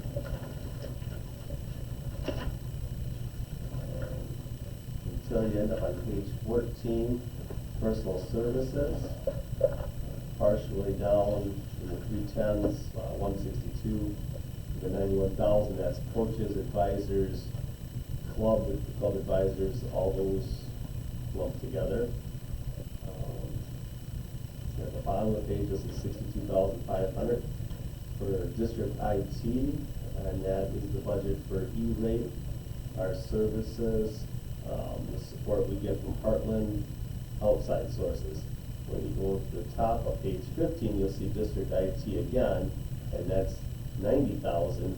That's the rental that we're in year 2 of a 5-year plan. It's the lease for our server equipment that we did a refresh of a couple years ago. 2 of 5 maybe? It's a multi-year lease. Yeah, This that would was be year before. 3, I think. Yeah, it was Year before 3. my time. Yeah. I think this Oh, is it was the before third your time in this year 3 then. Yeah. Okay. So that's a dedicated cable fiber? Yeah, What is the rent? It's for our servers. We had outdated switches and server equipment, so we did a total refresh, and we got the equipment on a lease, so we're just been paying it off Oh, okay. over 5 years. Where does the monthly charge, I mean, we used to be paying cable, which cable provider? Was that? Charter. Yeah, we have WiskNet. The E-rate that comes out of the thing that Kyle said before helps towards that, but that's in the lower part of the budget. But now, you know, the district installed a dedicated to be part of the countywide fiber Oh, the network, dark cable. Yep. the dark They call fiber. it. Yeah. So who are we paying for access to that? Was that? WiskNet, yeah. WisNet? Yep. Oh, okay. So with that, way back. Yeah. WisNet was the first initial start. Yeah, and they've been phenomenal. That's as long as I've been here. So we've dropped Charter no longer anything. Right. Well, because that dark fiber brought in such data we don't need, right? That's, Well, Right, yeah. We're on the countywide network. well, that's what WisNet is, right? Right. Yeah. The countywide network that we pay the fee for is called WisNet, I guess. Yeah. We just barely using our homes for that. Right? Yeah, I had that in elementary school. Yeah. Actually, they should have kept WisNet. But and the town does not have any connection to our cable. Not that I believe so, no. All right. Yeah, you asked that yesterday when we were outside. Yes, because when I went outside, I saw the locator going across the road to the town hall. there's, and I thought, oh, wow, we hooked up to the, because at one time there was talk about the town cooperating on the expense of the dark, I mean, of our own dedicated fiber. But as far as I know, they're still on charter yet. So there's something going across that road through the town hall. It must be how charter goes from one to the other. I Well, don't- or it's where the fiber comes in. Yeah, I know. Fiber came up the highway probably. Do they, But Came up from north, yeah. Fiber did? Yeah. Came across from north, other than south, yeah. Anyhow, I don't know because the line runs. Okay, so then that's the 90,000 there. The other two lines I'd like to highlight on page 15. Maintenance services, 520,000, that's for site development, so that's all of Rock's projects and whatnot. And 127 is building, so those are his two areas, just like we got 146. This is what he's planning. He has a few books he's got on the agenda. And I should have a couple ideas he has. There's Brooks, 10-year maintenance plan, what else do we got on there? what, isn't that the door, the door? There's, the well, that's door- windows in the 1965 section of the building, that's that front building, because those are old. And it was windows, it was two roofs, and then tying the, we're responsible for the 1965 part of the roof that ties to the new addition, we have to pay. So that was, it was due anyways, and they're gonna come over about a third, but we gotta finish the other 2/3 on our budget. So, he has that built in there. And then if you go down towards the bottom, you'll see $800,000 for an interpay, service, $800,000, that's the open enrollment out payment we make. And we estimated that number a little high, hoping that it's expensive, it'll come in lower than that. And the one right below it, the payment to intermediate, $10,500, that's snow removal, which we pay the county to do. So that's the easiest way for, I mean, we don't have the equipment to. we had a private one time. You had, who did you have? I don't Was know. it air, was it, Nice. portable tree service? Yeah, nice. Well, he does like, He does small. he does the spots where the county can't get to. Oh. Right, he'll do with his little truck, right, so he can't move this big parking lot out here like the county can. Yeah. Yeah. And that'll be interesting this year because I don't know where all the snow is gonna go with just when we look at it. Pencil that in, would you? Pray for a drought. Okay. Winter Yeah. drought, yay. I guess there's nothing else I'd like to point out on those items. And so you go to page 18, you'll see the expenses are at $9.9 million. And then we move on to Fund 27. We have 5 sources of income for Fund 27. Fund 27 being special education cannot end up in the red ever. So the first source of their revenue is Fund 10, and we're expecting to transfer in $949,663, which is very similar to this year. And that balances out that. If you go back to page 17 and bottom 17. says payment to Fund 27, which is the same as operating transfers in, so that's where that expense is. $900,000 for Fund 27. I've never seen it this complicated. What do you get on a monthly basis on your desk? Don't you have something that is all condensed into expenses and revenue and, something like the preschool operation or assets? That's what you asked for it. You get something, you don't, You get the condensed. You get the condensed version. This is We get the long version. No. No, this is the condensed version. No, you get the condensed, You get the we do the condensed. long version. The one that's like. That's your condensed What is version. it? Oh, this is just a check. So that's a check, but there's, But there's. in your No, report. in your report, you got you expenses. get never operating statement like most businesses. Income, and then you got expenses. The state does, I was used, the state does not allow the school to do accounting like a normal person or business would. You're not in a bad thing, did you have to do anything like that? What? TASB? TASB, That's the no. national accounting thing, I mean, No. TC's gotta do that now, they gotta. What's the, They gotta we depreciate have stuff. Wilbur codes. Well, these are all the Wolfer codes, but yes, we are under GASB. Yeah, that's right. Oh, Yeah, okay. we're under GASB, yes. Yes, General accounting standards. blah, blah, right, blah. and we have to do Wilbur as well, so, Right. yes. You know, I don't understand, you're like, you've got like, demolitions, one, are these individual people, or is this just? You got one for 1,600, and you got another one right underneath it for 3,200. What page are you on? I don't have page numbers. Singles. Oh, you Yeah, it's all numbers on the bottom. No. Should be on the bottom. Well, he's looking at the No, one we you had don't the have one. page numbers. Sure, you want. No, I- on the one, I- okay. The one in the corner of your desk, you do have page numbers.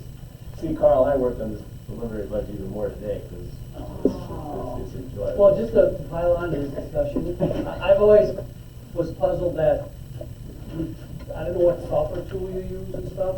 Is it Skyward? Is there a way to like do an executive summary? Like, I don't need to see the by student, by person breakout, but what's our overall health insurance budget? You have summarized at some point through our discussions over years what that is, and I just didn't know if there was an easy way to make a report, so you just print, so then you'd see expenses, balance. You wanna see all salaries together, all health, all Kind of an- long-term disability, you wanna Yeah, see it? yeah, a salary line, that's everybody's salaries. And you- Okay, well, it has to actual be- budget.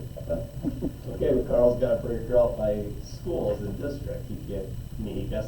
Well, we're asking the Yeah, question, you're we're not great. mandating. I don't know. We're asking- You tell me. I'd have to go back to Skyward, see if they could create a report. Yeah. I am not gonna go in and create it. No, No. I can see Why? one for preschool, I I can see understand one that. for grade school, I can see one for high school, I can see one for administration. So, where all this stuff rolls up, I mean, like, you know, no wonder if education's all screwed up, if the state can't even get you a physical type of report to read, you know, whether or not you're making money, losing money, going down that. That's why Carl gets paid the big bucks, and I check his. Well, and I think that. That's a part of a job. No, Jerry, No. I understand what you're saying. I do believe in Skyward we can create a book report like that. I would go back to them and say, this is what we want. Because all of this, I mean, everything that's in here came out of the Skyward, just downloaded into a Spreadsheet or something. yeah, spreadsheet. And then I went through and kind of broke it down and condensed it. I mean, originally, this was 25 pages and I condensed this down. Maybe I that's, told anyone that I would has have to believe Skyward and all these software tools, some other school has asked, so. Oh, I'm sure they have. Because, I mean, because really, even you don't want us, we don't want us evaluating the health insurance on an individual. Like, that was our briefing yesterday, we shouldn't be doing that. I'm coming from a $120 million operation, and the report to a report was on an 8.5 by 11 sheet of paper.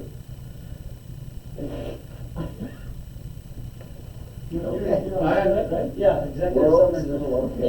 It's different. I mean, I guess. No, it's, I well, could it's just- not. The question is, does the software tool provide a report? Would- We're not asking for 17 hours of work. What I'm asking in the software, you hit this button, And and it does ships that. out a We report just that became looks a just like that. customer last That- year. maybe that's the and question. he Can we didn't ask see them? it, but every report I've ever seen, my last district had Skyward, and we always had it like this.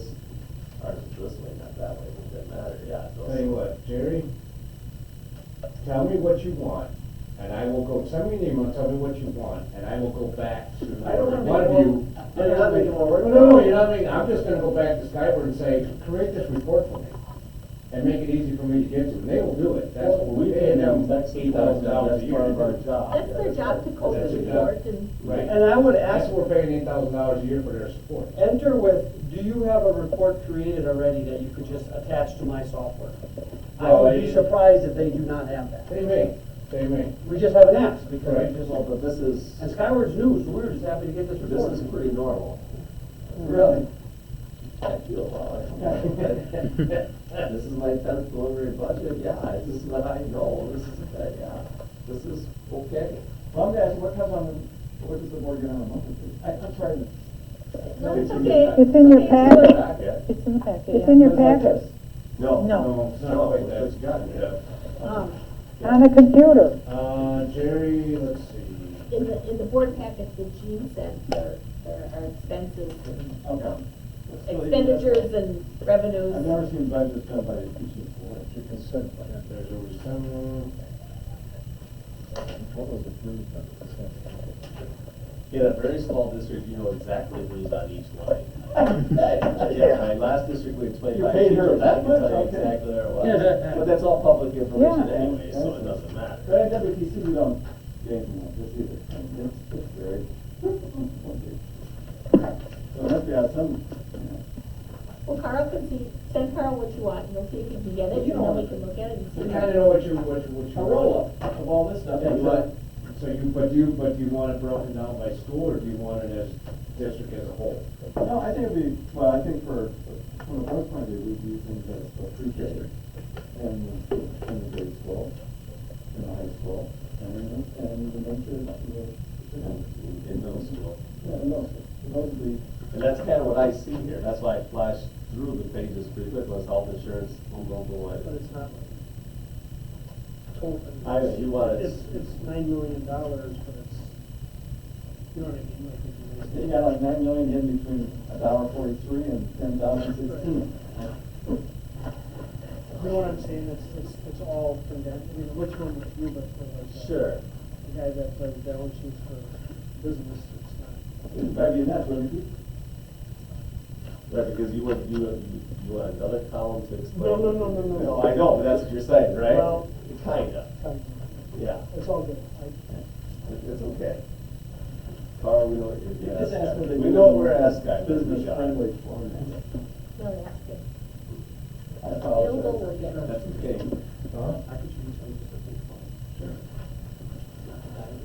All right, well, in Fund 27, it also gets broken down by early childhood, elementary, middle school, high school, and then the the students who stay until they're age 21 program. When does the, revenue for 27 come in? When does the state read? Because they're always a year behind, right? So, yeah, they work on, yeah, they're a year behind. We get revenue each year, but they're using Right. numbers from 2 years ago 2 years. to get the payments that we're getting for this year, Oh. When does that usually come in? all through the year. Oh, A lot of it, I mean, I've got a lot of it that I have to, that will be in at the end of June. A lot of it comes at the end of the year, but some of it comes in throughout the year. The government's notorious for giving me money after July 1 that you count for June 30th or earlier. Right. Yeah.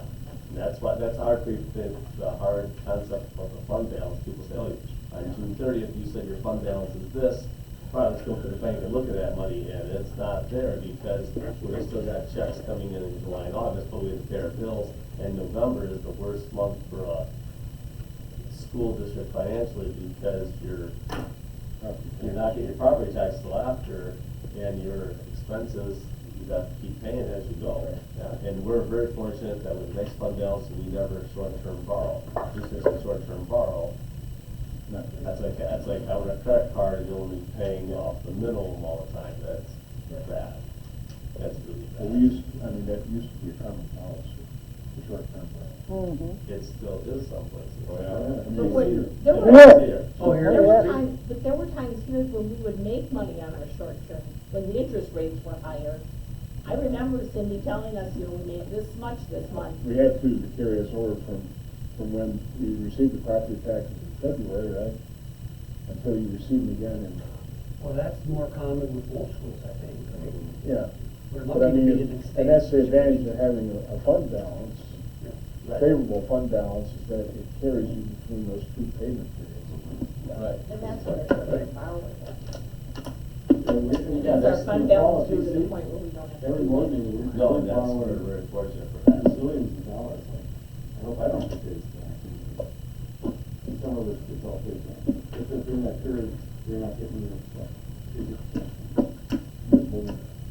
Okay, so Fund 27, you'll see the revenue, and then the expenses line up exactly the same because that fund balance Fund 27 has to balance out by the end. What is Fund 27? That's special education.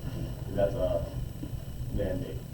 Yeah, is- special it has education to and be- food service cannot go in the red. Well, you cannot, you have to have zero balance. Right, right. Zero balance, so it can't, if you made money, then it goes into Fund 10, if it lost money, it comes out of Fund 10. Fund 27 never makes money. No. No, never. Fund 50 can, but then that's really amazing if it does. Well, and with Fund 27, we have to do what's called maintenance of effort. And if because we get money from the Fed and all that, and if we do not spend as much as you did the year before, and you do not have an authorized reason for that, you get penalized. You get a bill from the state saying that you did not spend as much money. So basically what they're saying is they want to supplement with these aids and grants and stuff. They want to supplement, they do not want to supplant. So you have to keep spending your money. It's overspent, right? So, Well, it's the state. I did that, yeah, remember?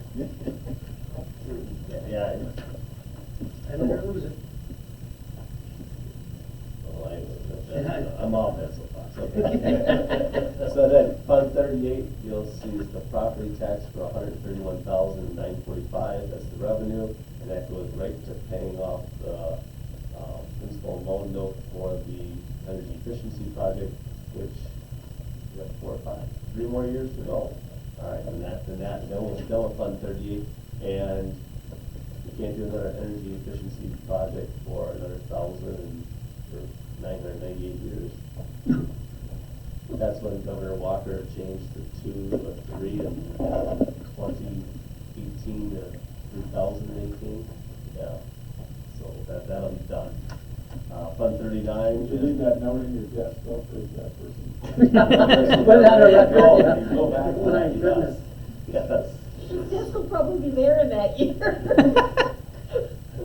Fund 39 is the property taxes that we will receive and some interest when we receive that money, so by the time we make the payment for the expenses of the notes and principals for there. And then Fund 46, the only interest we'll have is the interest on the money sitting in that account, and as we spend that on projects, that's a conservative number as well. Fund 49 is our building project here. We have 2 incomes. One is interest on the first 20 million we put away on bonds, and then the construction project gifts. We've received 2 of the 3 payments for the $2 million gift we received. That's fantastic. And then Fund 49 is our building construction, and we have $18,294,000 there, and we'll keep building that building up. So, When does our operational referendum end? this year we have $2 million on the revenue limit worksheet, and so we will be talking about the November election. The laws for when you can run a referendum have changed. It has to be during a regular election now, and you're limited to 2 times in a calendar year. So my recommendation will be to go forward in November, because then you have April as a backup.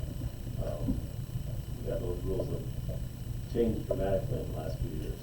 So it ended this fiscal year, it will end this. it'll In end 2021. 2021 is the last, Oh, okay. This we is still have the second year. 2,000 in this, yes.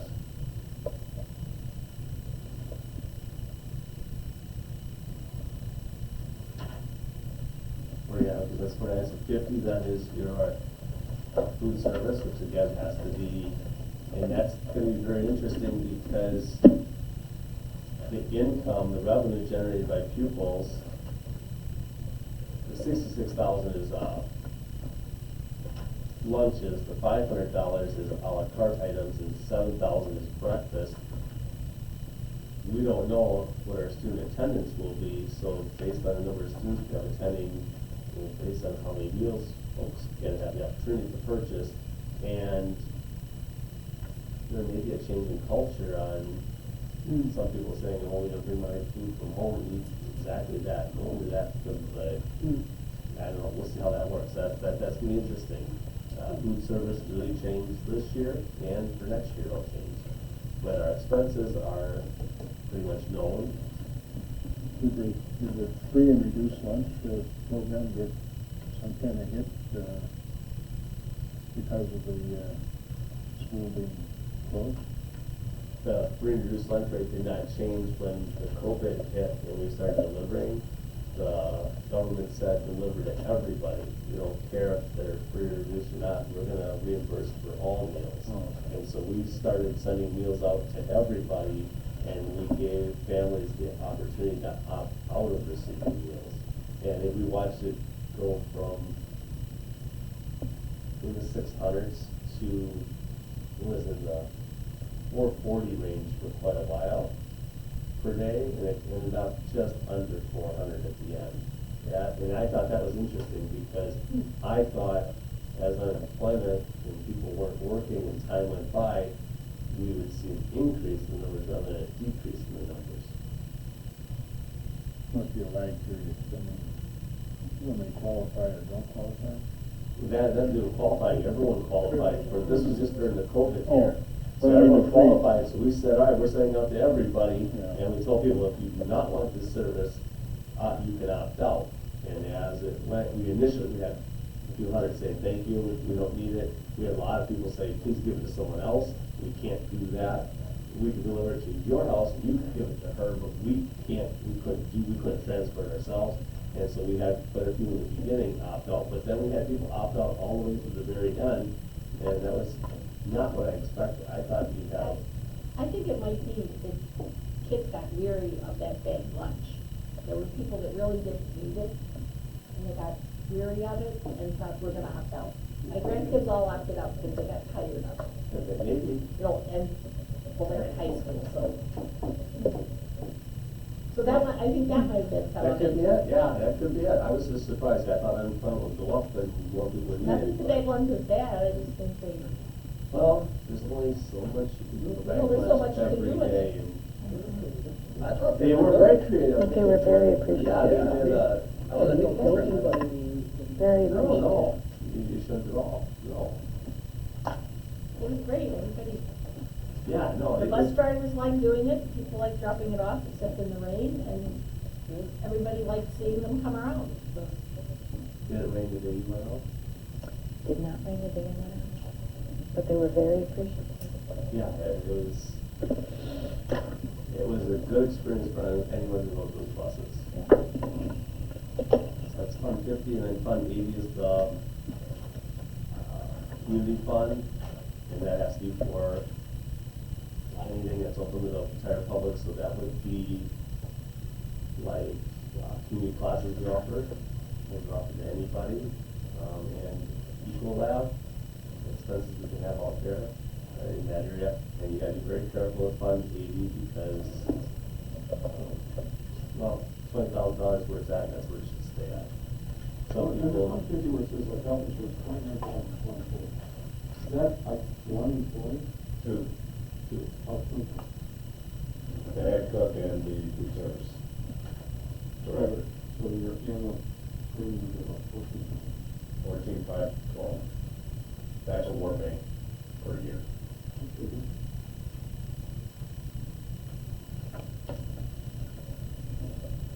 For a full-time employee. oh yeah, we pay 88%, the district pays 88%, the employee pays 12%. So this is your full.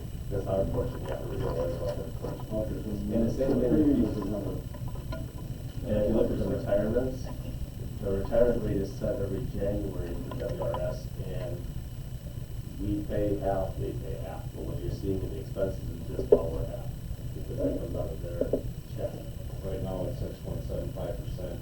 When I did the budgets and that, I bumped it up 7%. Because as the economy gets worse, they bump the percentage up. And he doesn't find out till, we run July 1 to June 30th, and that changes January 1st. That changes midstream on us. Yeah. So then, that's the art of being a come. There you go. When you gotta plan for that, because you don't know what January's gonna bring. Any other questions about the preliminary budget?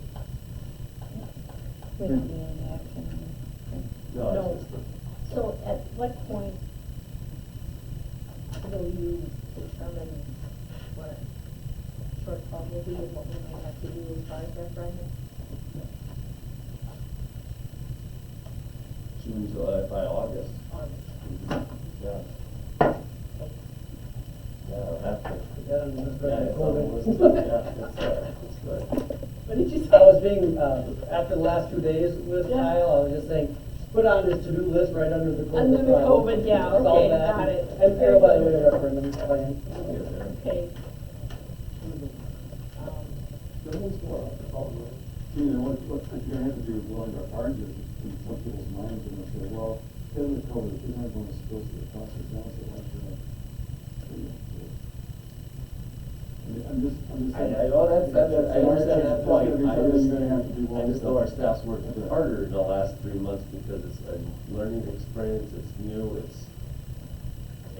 and they're. Because that's a story you're gonna have to do. Oh, yeah, well, that's not a story, that's the truth, that's not a story, yeah, that's true, yeah. It is something though that has to be brought forward to the community. Like, so, but is, some of this, are we able to put together like a flyer of a summary of what the request would be and some talking points or why it would be reasonably justified? Is that, can we do that? I mean, versus I know there can't be separately, some citizens can have a yes or We no can't do group. yes or no, we need to be factual So and we can information, present that. just like on the building referendum.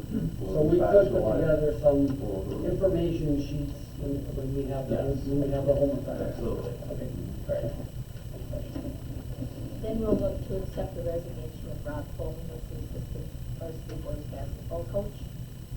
Move to approve the resignation of Rob Holman, assistant varsity basketball coach. Questions or discussion? All in favor say aye. Aye. Opposed, motion carried. The resignation of Bogdan Sebenko as the girls soccer coach. I make a motion to approve the resignation of the coach. Second. Questions or discussion? All in favor say aye. Aye. Opposed, motion carried. Then we need to take action on the proposed ratio of coaches and teams based on, coaches and number of teams based on the student athletes. We have that in your packet. What I really like about this document is then we don't have to come back every season when we know what our numbers are. We have a guideline, we know we have this many student athletes, then this is the number we're going to. One adjustment should be noted on here for track and field. It says high school 4 coaches, middle school 2. They actually share the shot put discus coach between the two, so it's 3.5 and 2.5. And how's that work? The scoring coach always goes to meet if there's a meet. If one has practice, one has meet, they always go to meet. But they work with the throwers from both middle school and high school. So it should be 3.5 and 2.5.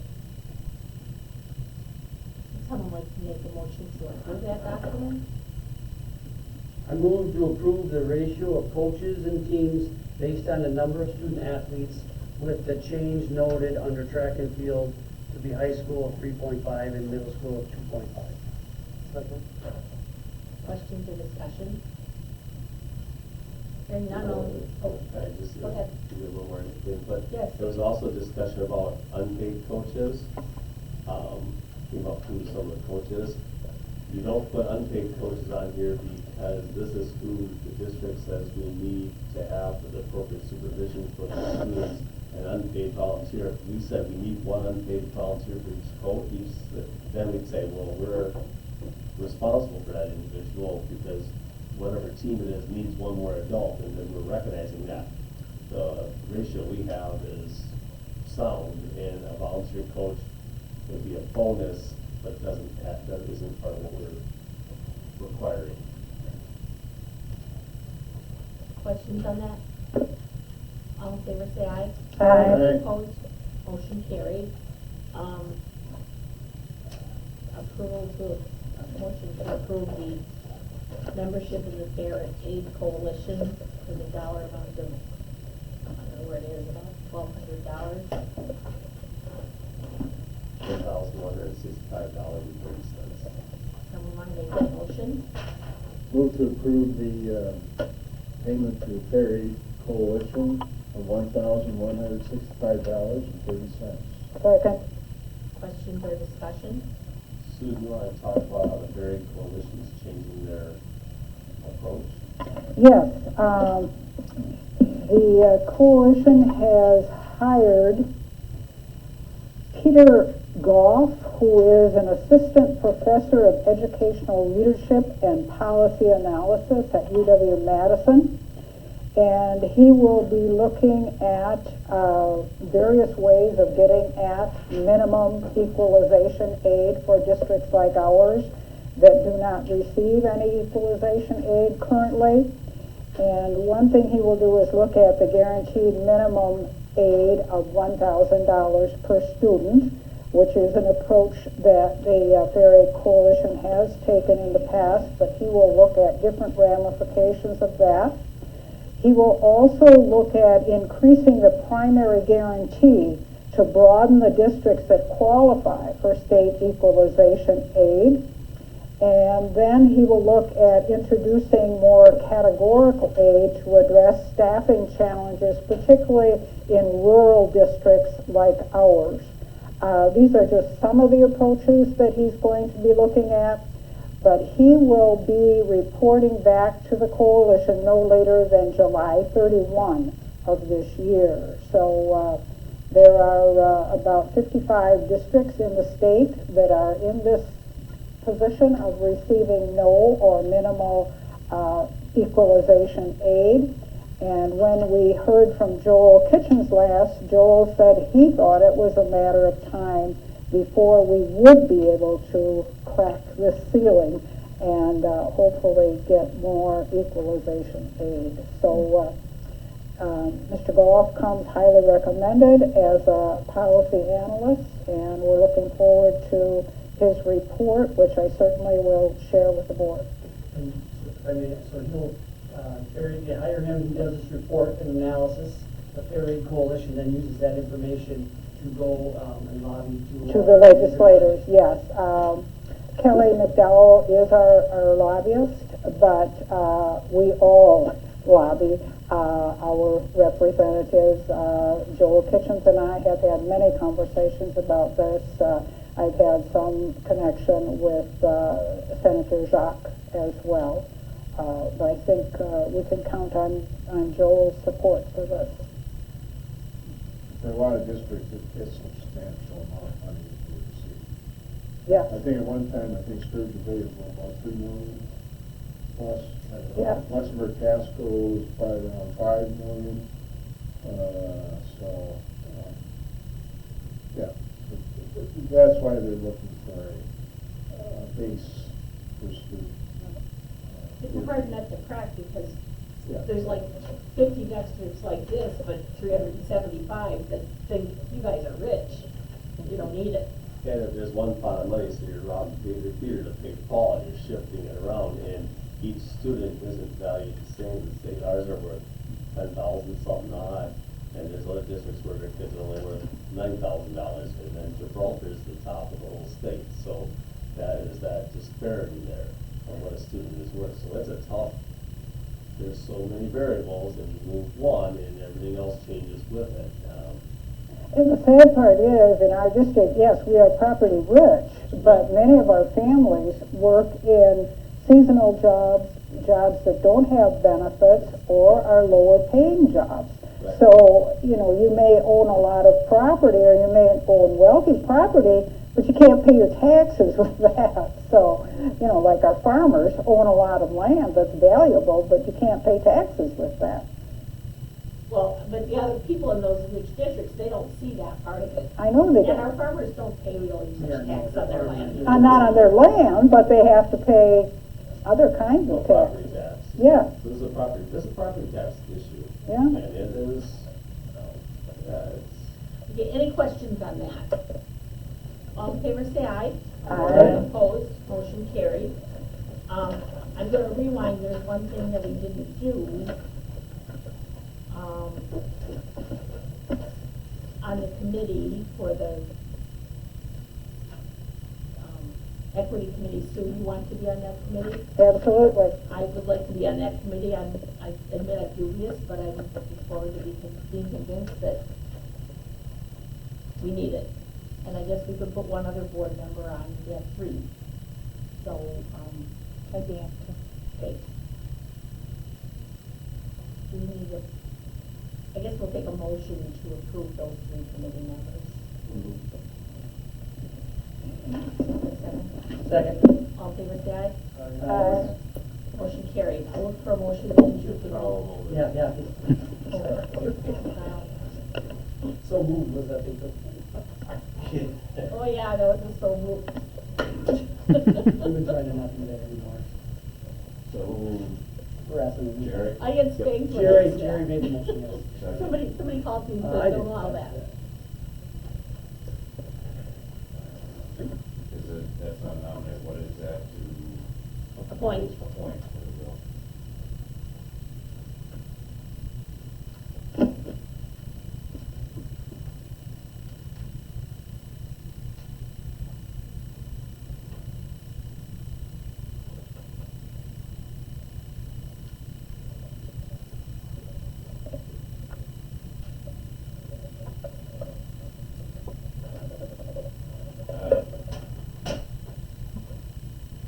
Then I'll look for a motion to continue to executive session. So moved.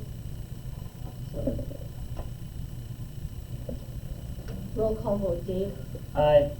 Jerry, Aye. aye. All right. Aye.